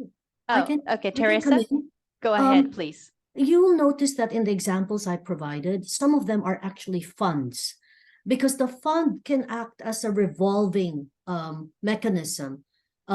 You can set it at the longer term, but then you can have a shorter term when you actually combine that money with other sources, so that you're able to regenerate it through repayments and then recycle it again. I think, as Warren mentioned earlier, we really have to be innovative, because there will always be shortage of funding, but we have to find ways in which we can catalyze, we can mobilize, but also find ways in which we can regenerate funds for future use. So I think the use of a financial intermediary loan, the use of funds is actually a good concept to further pursue in that respect. Let me stop here. Thanks. Thank you so much, Teresa, for sharing that. And as we have been highlighting here, the eco compensation scheme, the payment for ecosystem service, the blue and green bonds, and intermediary financing, there are many tools and mechanisms that can be applied in different contexts in a different country situation. And it would be really useful for the next 2 days or so that we are here to share that sort of experiences and knowledge so that it can be applied in different situations. Gretchen, over to you.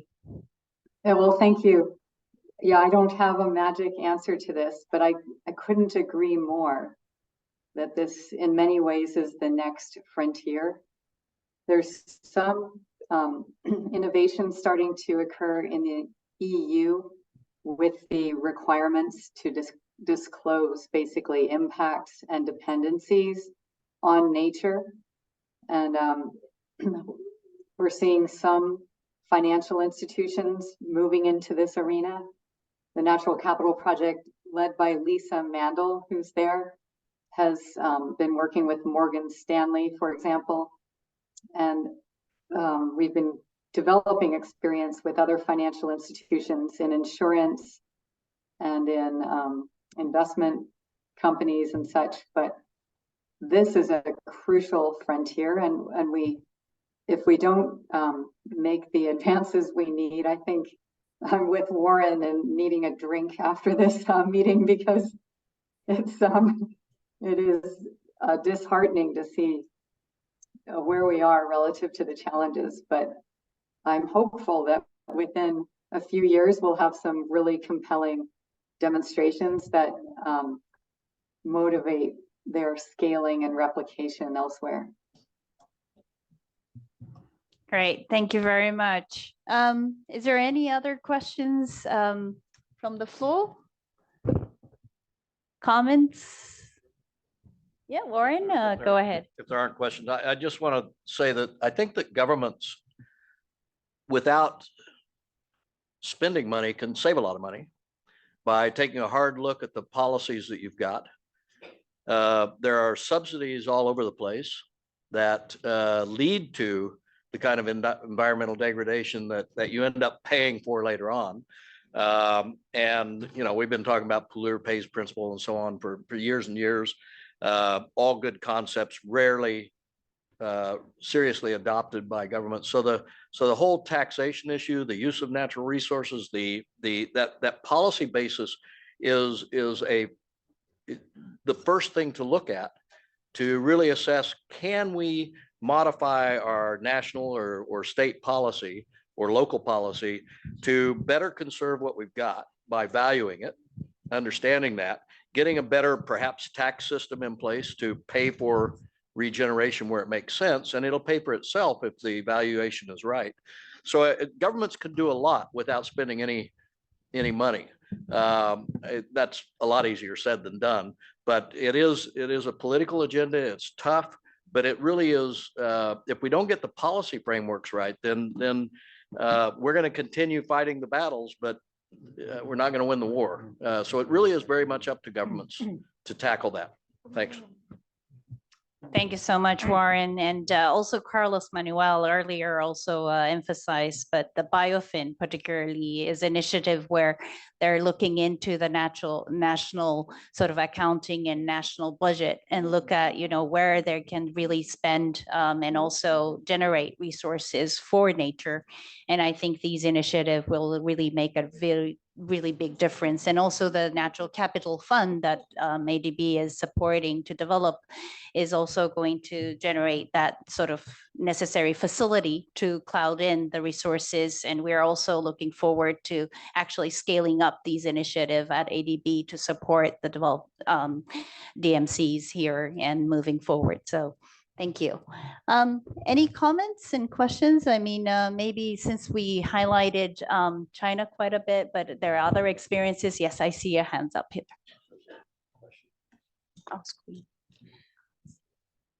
Kia ora, my name is Ana Tira and I work for the Ministry of Finance and Economic Management in the Cook Islands. I think the question you raised is a really good one. I just want to give a little bit of background on my own experience. I work in the Takatumu Conservation Area, which is looking at species recovery. Now, this program has been going for more than 30 years. So if the program was to stop, you'll see a decline in this special bird. So what I'm trying to get at is that investment in natural capital, investment in nature is forever, because the evolution process of species, ecosystem services take a long, long time. And I think that needs to be understood from the government and the donor perspective as well. Thank you. Thank you very much for that comment. With that, we are actually running a little late, so I maybe start to wrap up this session. I really want to thank all the amazing speaker, Gretchen, Teresa, Warren, and Sunsip.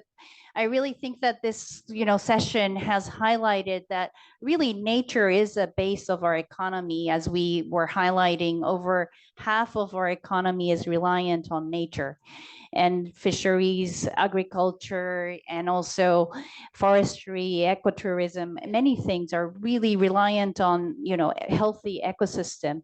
And unless we can conserve this and really have that base to flourish the society and economy, we are really doomed in terms of the future, and also in terms of climate change, sort of to reflect on that. the climate change, the ecosystem actually absorbs and storage more than half of the CO2 and other greenhouse gas emission. And without that, we would not be able to address this current climate change challenges in front of us. And we really need to work it out how we can incorporate natural capital assessment and accounting into our market system and others so that we can really integrate the value and the accounting of it into the economic system so that we can really nurture and conserve these resources moving forward for further development in Asia and the Pacific.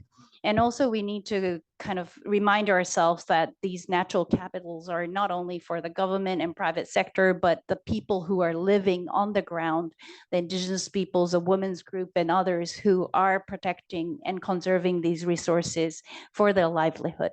So with that few words, I would like to really conclude this really amazing session with amazing panelists and really move forward to the really amazing discussion that is coming in the next 3 days. So thank you so much, everyone, for this whole session. And I do understand that there will be a coffee break and pass it on to the organizers now. Thank you.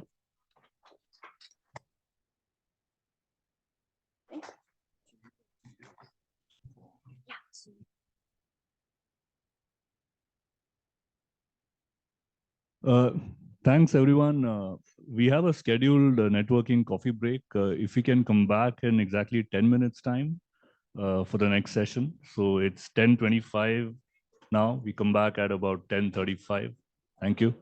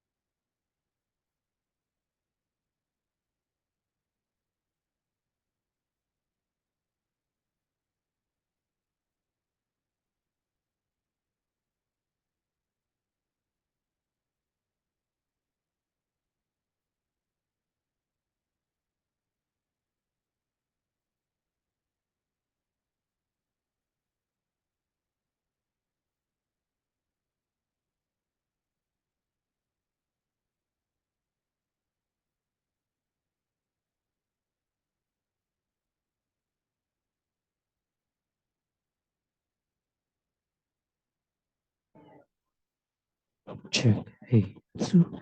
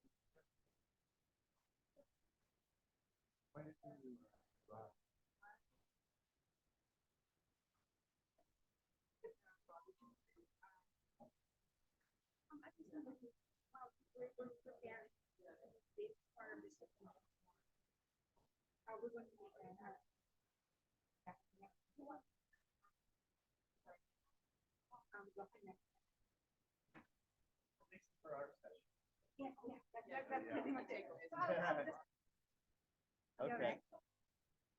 Thank you so much. Appreciate it.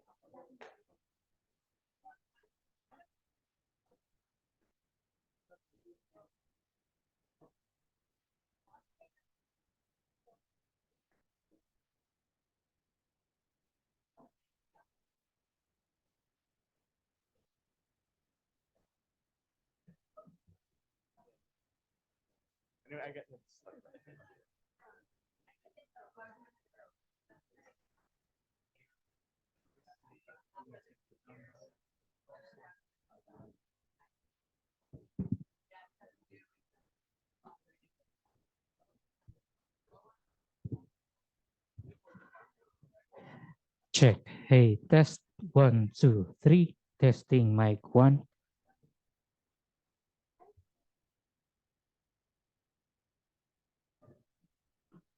Hey, 2. Check. Check. Test 1, 2, 3. Testing.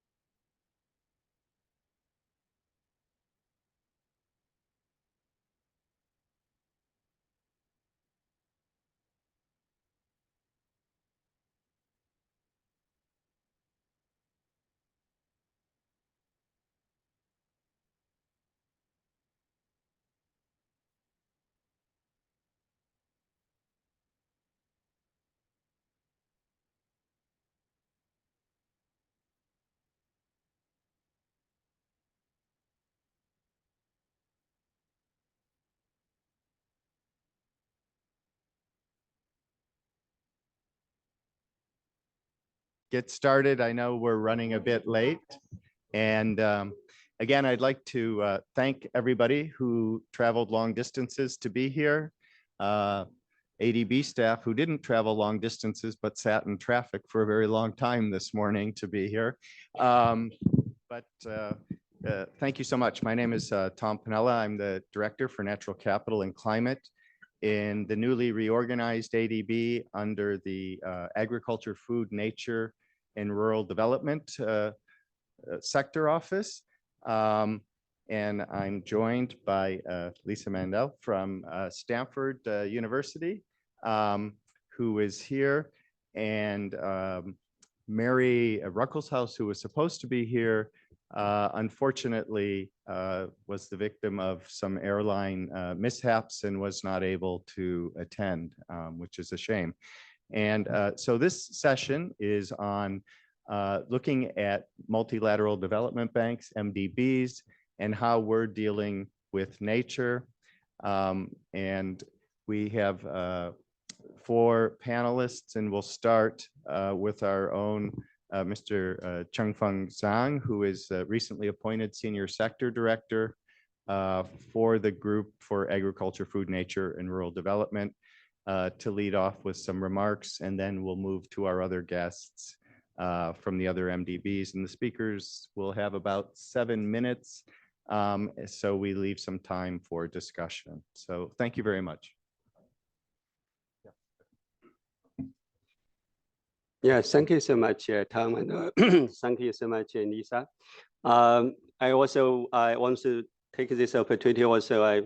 Thanks to my MDB colleague, also John Nan, with this session virtually.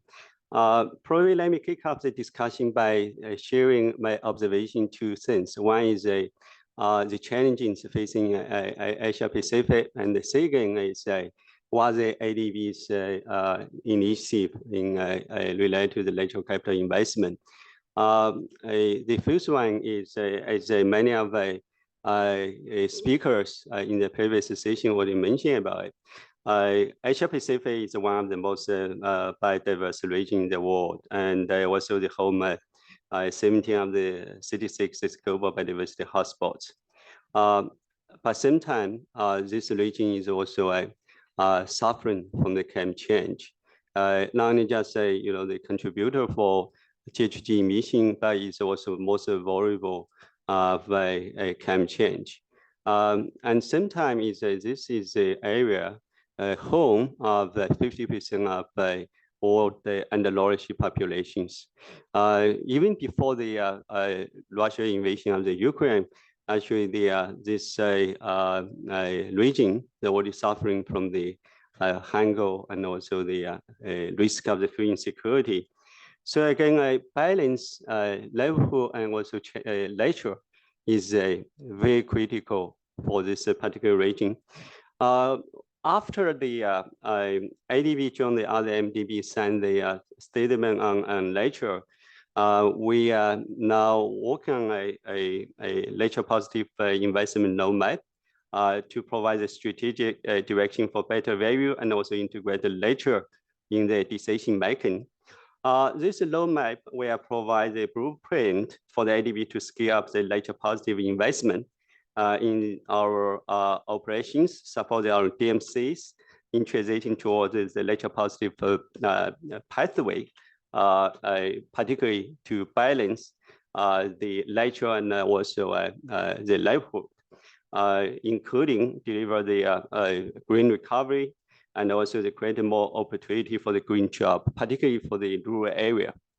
So again, probably you heard a lot for this Yangtze River eco compensation, natural capital fund, and so on and so forth already. Probably take this opportunity and also share three key initiatives as well. One is a action plan for the health, ocean, and the sustainable blue economies. Second is East Asia and the Australia Asia's flyway initiative, and of course is nature-based solutions and the food system transformation. Let me start with this ocean health action plan. Many people know at ADB, we are launching this ocean health action plan on the 2019. We are aim to deliver $5 billion for the protecting ocean and also the blue, develop this blue economy. Now we are on the right track to achieve this $5 billion on the ocean investment. This a action plan, including address coastal resilience, and also they build out this blue economy, develop the blue food, and same time also reduces the plastic discharge to the ocean. Some of the important innovative financing, including blue food, blue hub, all being established in the ADB. The second is about the East Asia, we call it the Regional Flyway Initiative. This is being launched in the COP15 in the phase one. ADB plans to raise and mobilize $3 billion next by the 2030 to help to protect priority wetland clusters along the East Asia and the Australia Asia flyway. This initiative will support at least 50 priority sites along the flyway.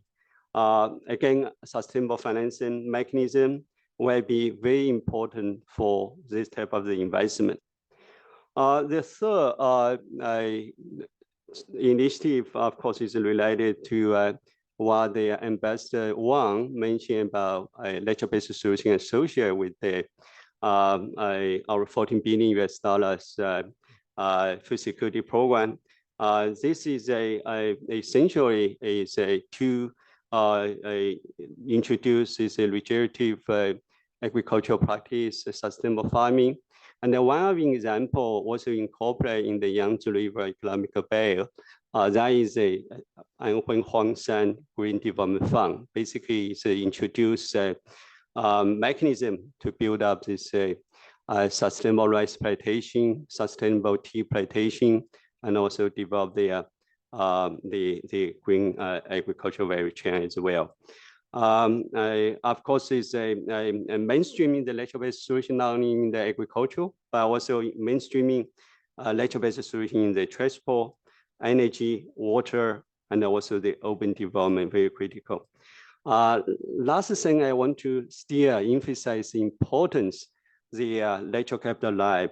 Again, many people already mentioned about it. This is going to be incubate, accelerate, expanded the natural capital investments through the natural capital accounting, payment for ecosystem services, and also the blended financing. Again, when we're talking about, this is related to the questions raised by my colleague, our colleague from India, talking about the law of the government, the law of the private sector, the law of the MDB.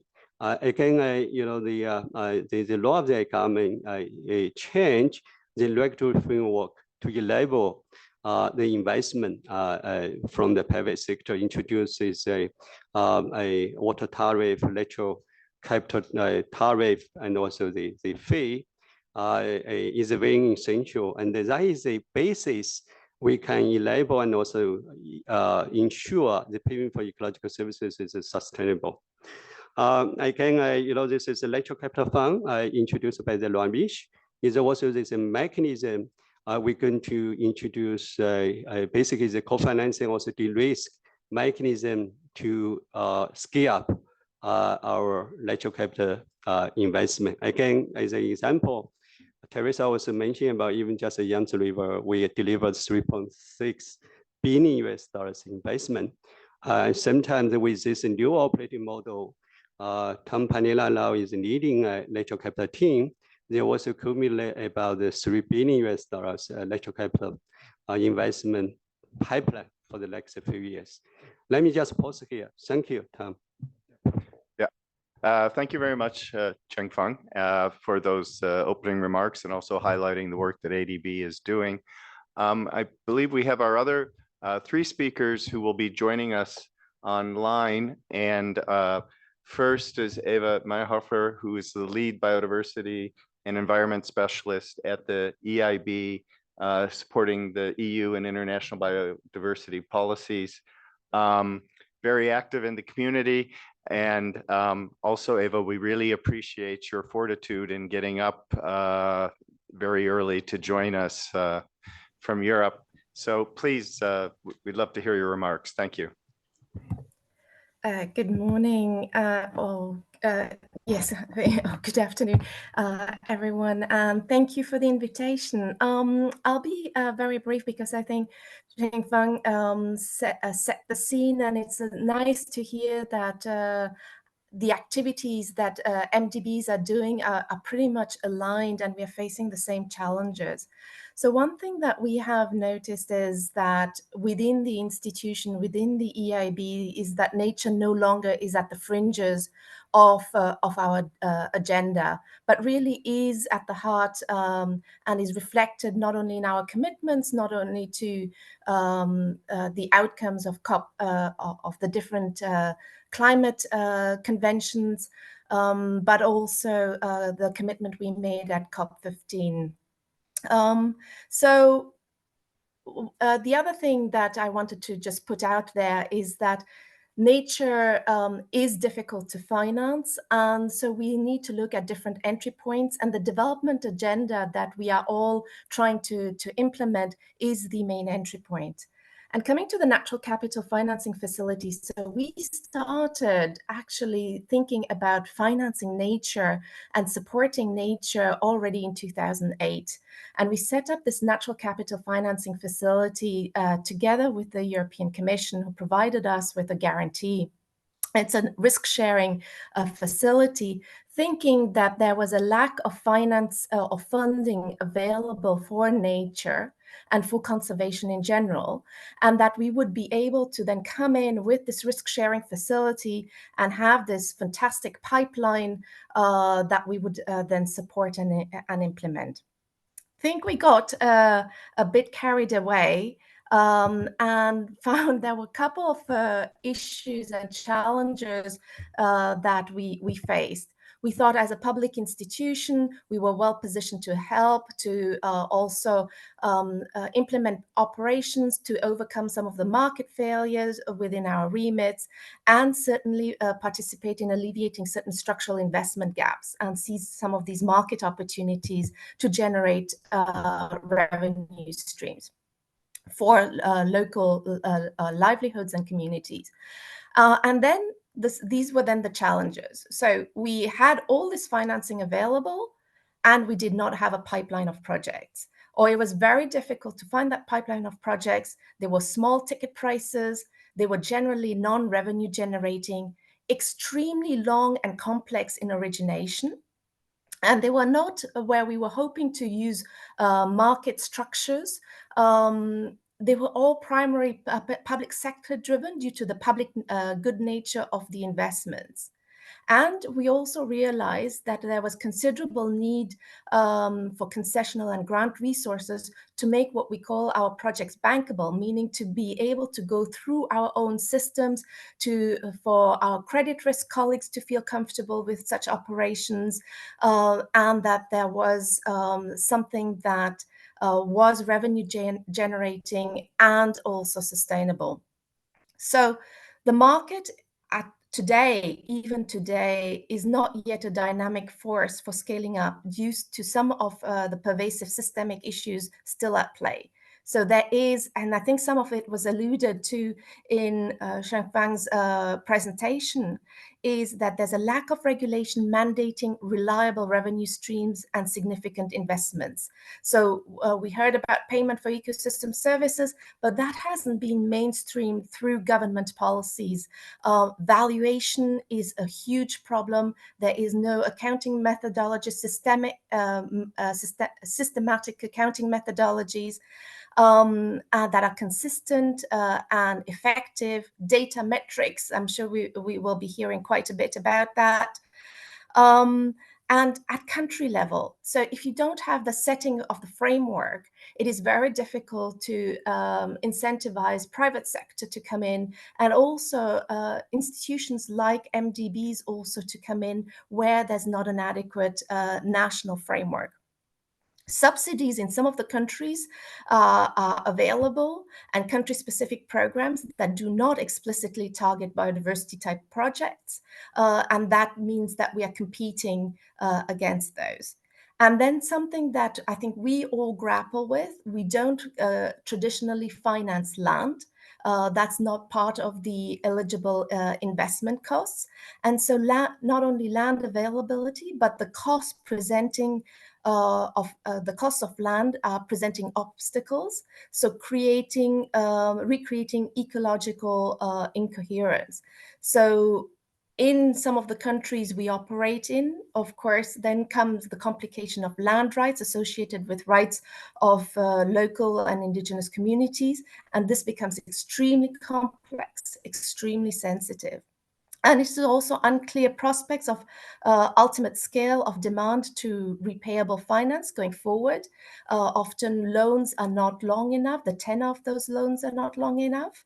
And also there's something that we really need to tackle are the subsidy reforms and continued key role that the public sector needs to play. So what have we done? So to take this forward, we've been supporting countries certainly in terms of valuation and accounting systems, and that is absolutely key. And for us, I think this is a realization that if we don't support these countries with their valuation and taking into account nature in their national accounts and into their budgets and setting up the framework, supporting nature-based solutions as well as nature finance is still going to be niche and not mainstreamed enough. looking Eva, at rationalizing indicators. Can you just make one quick last remark? But that was, Yes. I mean, that's a very important point. Thanks. And then just one final issue is also looking at risk assessment tools. And these risk assessment tools, not only at the level of the project, but looking at the level of the counterparty and making sure that nature is integrated also in their decarbonization pathways. So with all those elements in place, I think then it gives us the opportunity to start scaling up nature finance as a whole and making sure it's more mainstreamed. Thank you very much for a very clear, concise presentation laying out the ambition, yet the challenges that we still face and need to overcome. And maybe we can talk about that a little bit in the discussion. So our next speaker is Greg Watson, who leads the Inter-American Development Bank's Natural Capital Lab program, and working on innovation, finance. And Greg has also been involved in many other initiatives with IDB, debt for nature swaps, looking at creation of asset classes. So Greg, it's great to hear from you, and also want to thank you and Eva for your work on the principles for nature positive financing that's been ongoing. It's been a lot of effort and important to all the MDBs. So Greg, the floor is yours. Sure, thanks so much. And I think some of the broader issues have been covered. So what I might do is go through a little bit of a tour de table of some of the ways that IDB is working on these issues, starting first with kind of institutionally how we're looking at this. And so basically around 2018, we made a pivot in looking at nature as an asset and starting to really push the value of nature in the planning, mainstreaming this across the different divisions of the bank and in our discussions with countries. And if you go from where we were then to where we were today, it's really been pretty remarkable as to how this has been taken up both in the countries, in our country strategies, where we're making a concrete effort to engage with country strategies at the earliest parts of the discussion, saying, you know, country X, what are your priorities and how can we find where nature is supportive to that country's priorities and fit it into the country strategy so that we can program behind it. And now as we're updating our institutional strategy as a bank, we see that actually nature positive is one of the top priorities in that institutional strategy along with climate. And that's really quite a change from where we were before. We've also developed an action plan around implementing the joint statement that we're kind of keeping on hold until after the institutional strategy is approved because we want to make sure it's aligned. But at the same time, we're also undertaking a dependency analysis of the bank. So not quite a TNFD analysis, but looking at, you know, where are we as a bank in our portfolio dependent on natural capital, given that our region is highly dependent on natural capital, and starting to get some insights. So because we think that also will allow us to have discussions with teams about the opportunities. And then I think from there, what I'd like to do is talk a bit about how we're working on financial innovation and the different financing products that we're trying to offer to countries to fill the 30 by 30 financing gap, and just run through some of them. First, at an institutional level, something that we recently announced was the creation of IDB Klima, which is, I think, the first time an MDB is actually creating a results-based facility for its products. And so basically what that means is that we're starting a pilot where we're using our own capital, where when countries set KPIs that are related to their NDC or their biodiversity strategy that will be independently monitored over time, we will discount the interest rate on an IDB loan as long as that loan has over 50%, I think it might actually be 60% of the proceeds being used for underlying climate and biodiversity actions. And so it's a way to incentivize countries to take loans for these activities, but also to set high ambition in those two areas. And then in terms of the products that we're supporting, you mentioned debt for nature. This has been a really innovative use for us of our policy-based guarantee product. So we're able to both use the policy triggers that need to be met before we can issue the guarantee in order to create the enabling framework for policy conditions related to climate and biodiversity. But then we allow basically the creation of the issuance of new debt that allows for savings on restructuring old debt. And that savings goes to a conservation trust fund that is aligned to conservation commitments that are related to the 30 by 30 goals. The ones we've done so far have been marine, but we're also looking at terrestrial. We're also working quite a bit on KPIs around species bonds, which many people would be familiar with the rhino bond, but we're actually looking at things like jaguar bonds, which actually is just a charismatic face for a mosaic landscape bond, where you can actually apply these KPIs to treasury bonds, or you could apply them to results-based models. And actually, we're even looking at some private sector models and trying to come up with kind of SLB frameworks for these kinds of species bonds. We're really interested in other asset classes, working with the Intrinsic Exchange on creating a new tradable asset class at the New York Stock Exchange related to nature. And I could answer questions about these later if you like.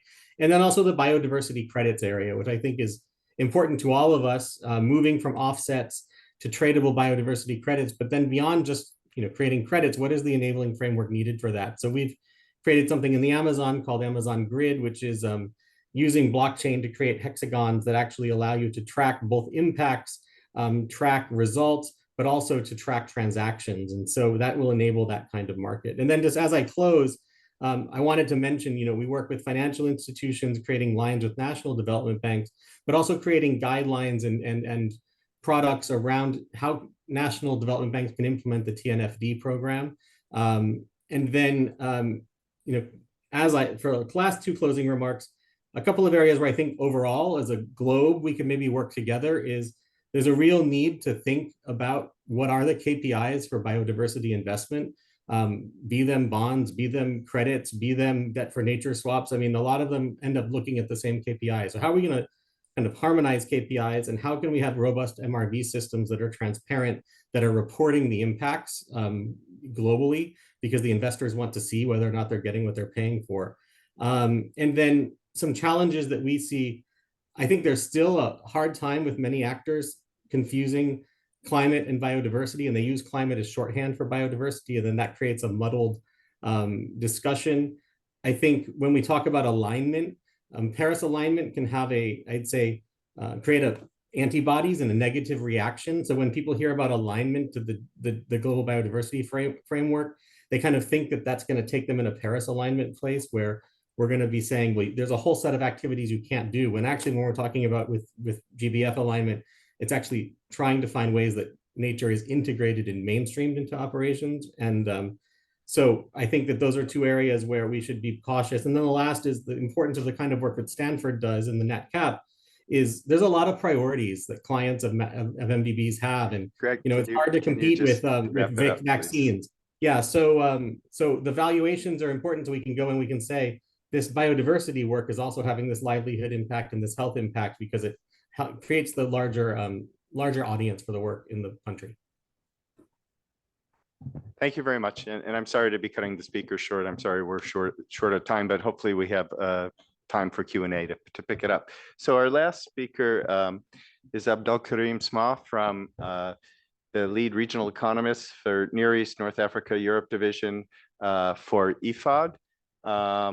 And again, I extend a welcome to him and also appreciate his getting up to be with us. Do we have Mr. Sma online?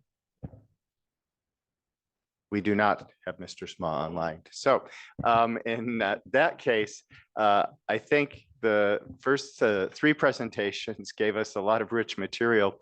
So why don't we open it up to the audience, and I'll turn it over to Lisa to moderate the discussion. Thank you. Great, thanks. And I'll also say, if there's people participating online, please submit your questions in the chat as well, and we can get those to us up here. But anybody in the room with a question to start?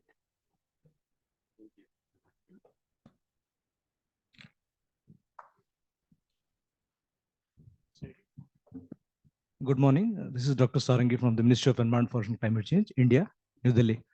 Again, sir, there is an inquisitiveness in me with regards to the what is called the whole size fits approach and the macro models, when you're talking of the accounting process, it involves finance as well as accounting. When you're trying to account the natural resources system, in that case, many variables will come into play, which will be either endogenous or exogenous to the system.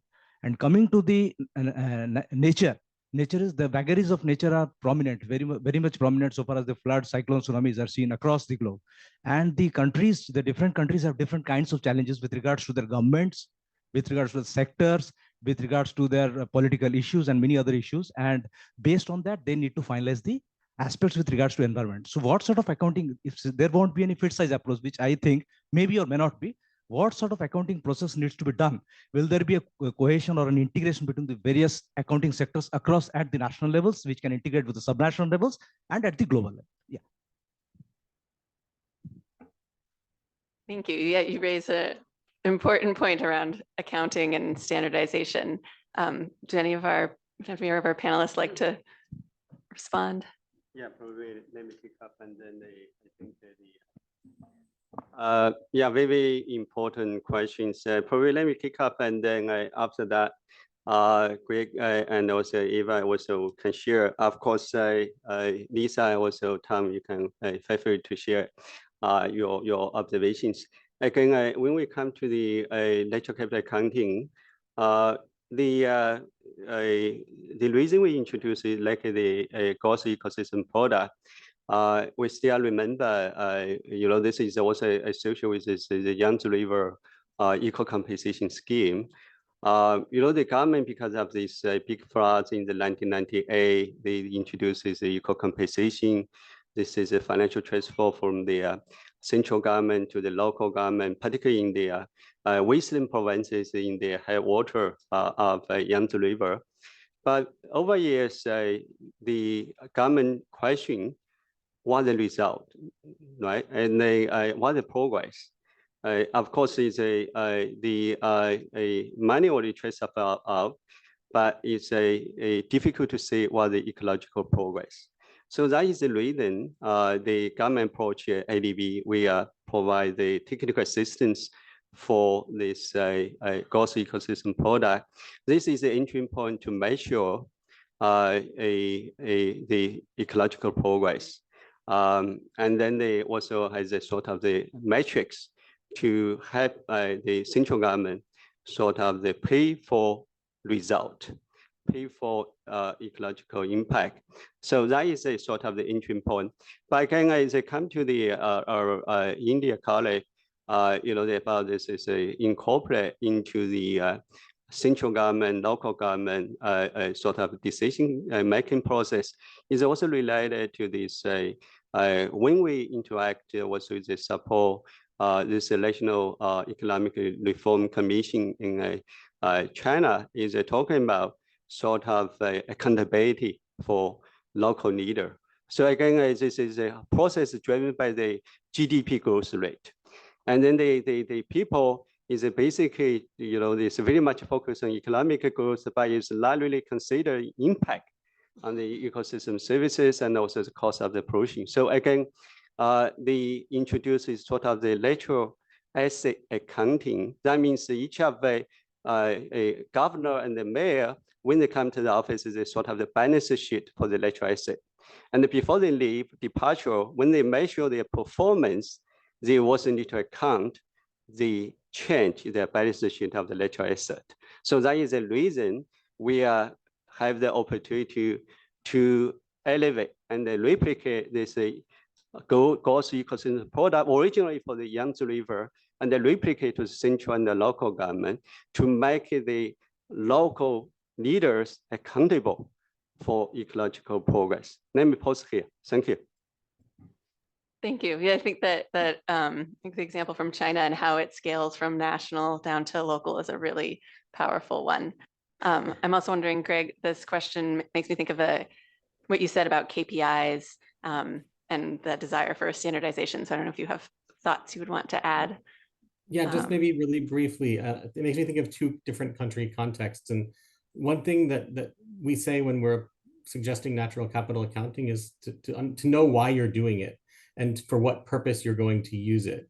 And so, we're supporting Chile, and they've created a natural capital committee, which is central bank, Ministry of Finance, Ministry of Economy, Ministry of Environment, and actually some civil society actors, and working actually with those of you in that CAP. And one of the things that they're trying to do with some of these valuations is actually to create new policy around water regulation and some new financial products. But then at the same time in Colombia, where, I mean, Lisa, you would be very familiar with this, we were inspired both by the example of ADB with the gross ecosystem product to look at how they could apply this in Colombia, but also at valuation work.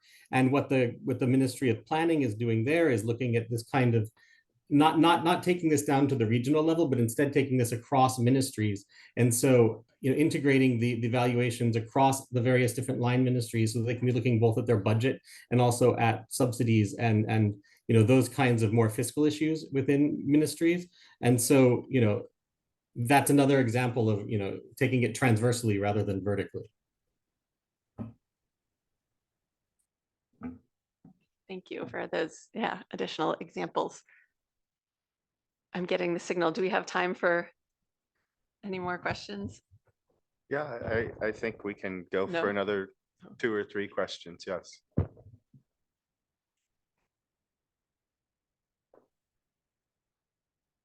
We have a question from online on the perspectives of AIIB on natural capital. I don't know if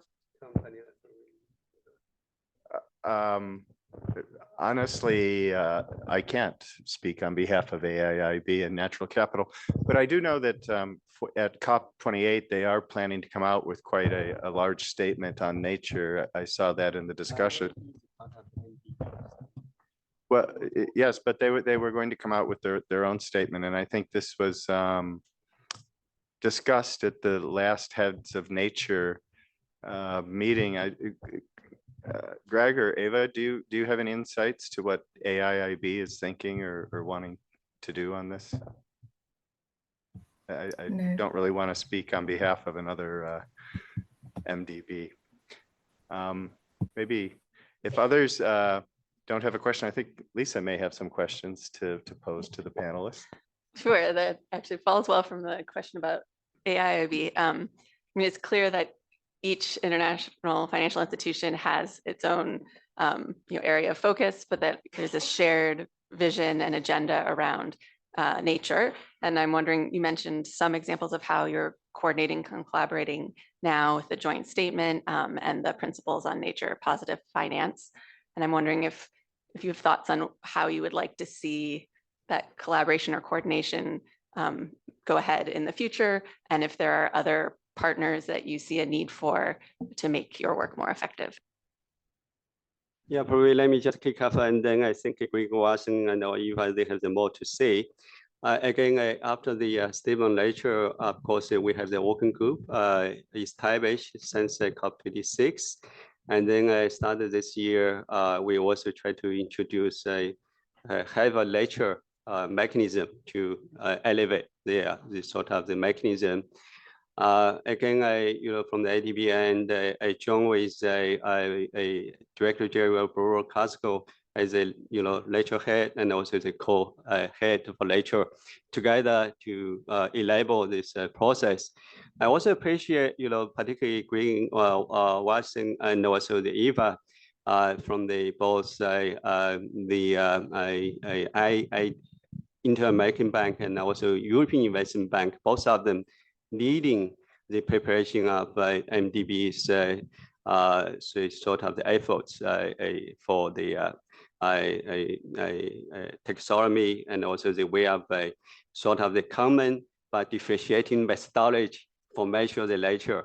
But again, I probably over to Greg and also the Eva briefing us, particularly the progress of for the MDB mechanism, particularly the working group, and also have a nature mechanism. And more importantly, our plan for the COP28. Let me pause here. Thank you.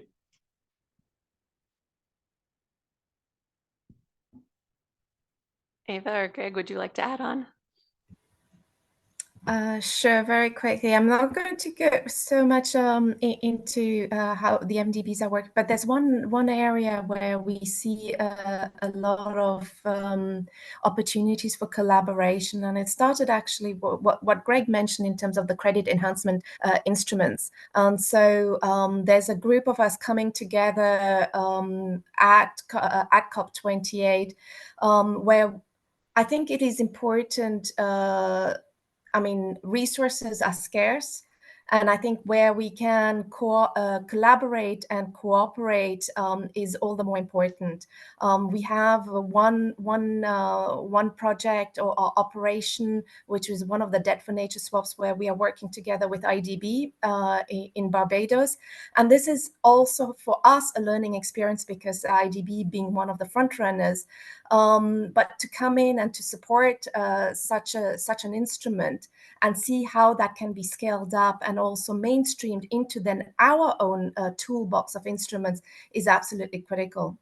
And that will allow us then as a group, as an MDB group, to really start harmonizing on those KPIs for these sustainability linked instruments or credit enhancement instruments. Because if we don't start harmonizing, we are all doing our own little bit of work here and there and not getting that impact at scale. And I think that's the underlying premise, if you will, of the MDB working group on nature, is to look at that harmonization, making sure that we work together to get that impact at scale. Otherwise, it'll always be just patchy, and we won't just achieve the 30 by 30 objectives. And I'd maybe just add one quick line to this, which is that, I mean, I think I see this becoming an important part of the MDB reform agenda. I mean, it already is discussed in the MDB reform agenda, but especially, you know, the G20 is passing to Brazil. You know, there's going to be COP in Brazil coming up. I know this is quite important to the Brazilians. This is something that we keep hearing from many of the donor countries as important to the MDB reform agenda in terms of both the capital adequacy and these other discussions that are going on. And so I do think that we'll continue to see this pop up in those discussions. Thank you. I think I had one question. Can I ask? Please go ahead. Thank you. Firstly, thank you for this very rich discussion. I think this is one of the... Narayan, can you introduce yourself, please? My name is Narayan. I work in the natural capital space within the agriculture, food, nature, and rural development sector group. And we are trying to establish the natural capital lab in ADB as well, in which I'm leading. So I just wanted to ask a question, but before that, thank all the three panelists for a really rich discussion. If I were to pick one session that encapsulates the 3 days, it could possibly be this one. My question is actually directed to Eva. You mentioned some wonderful points on, you know, the challenges that you faced in your natural capital financing facility. And one of the actions you have taken or you are encouraging is measurement of you know, natural capital in different ways. So can you just elaborate a little more on that? Because I think you did not get enough time to do that. And what are do you see any tangible results from that, which then could make the environment a little more conducive to investing in natural capital projects? So, a difficult question. I think what we've realized, I think that two aspects, and I think Greg alluded to it, is that there is climate and biodiversity are sometimes being used interchangeably, and notably we see it within the whole nature-based solution discussions, where nature-based solutions are thrown in. So one is having a concrete definition and kind of on nature-based solutions and what they actually mean, and what it means also in terms of financing. What we also have seen is a better understanding by governments, by the public sector, of the mainstreaming of the nature agenda within their own policies.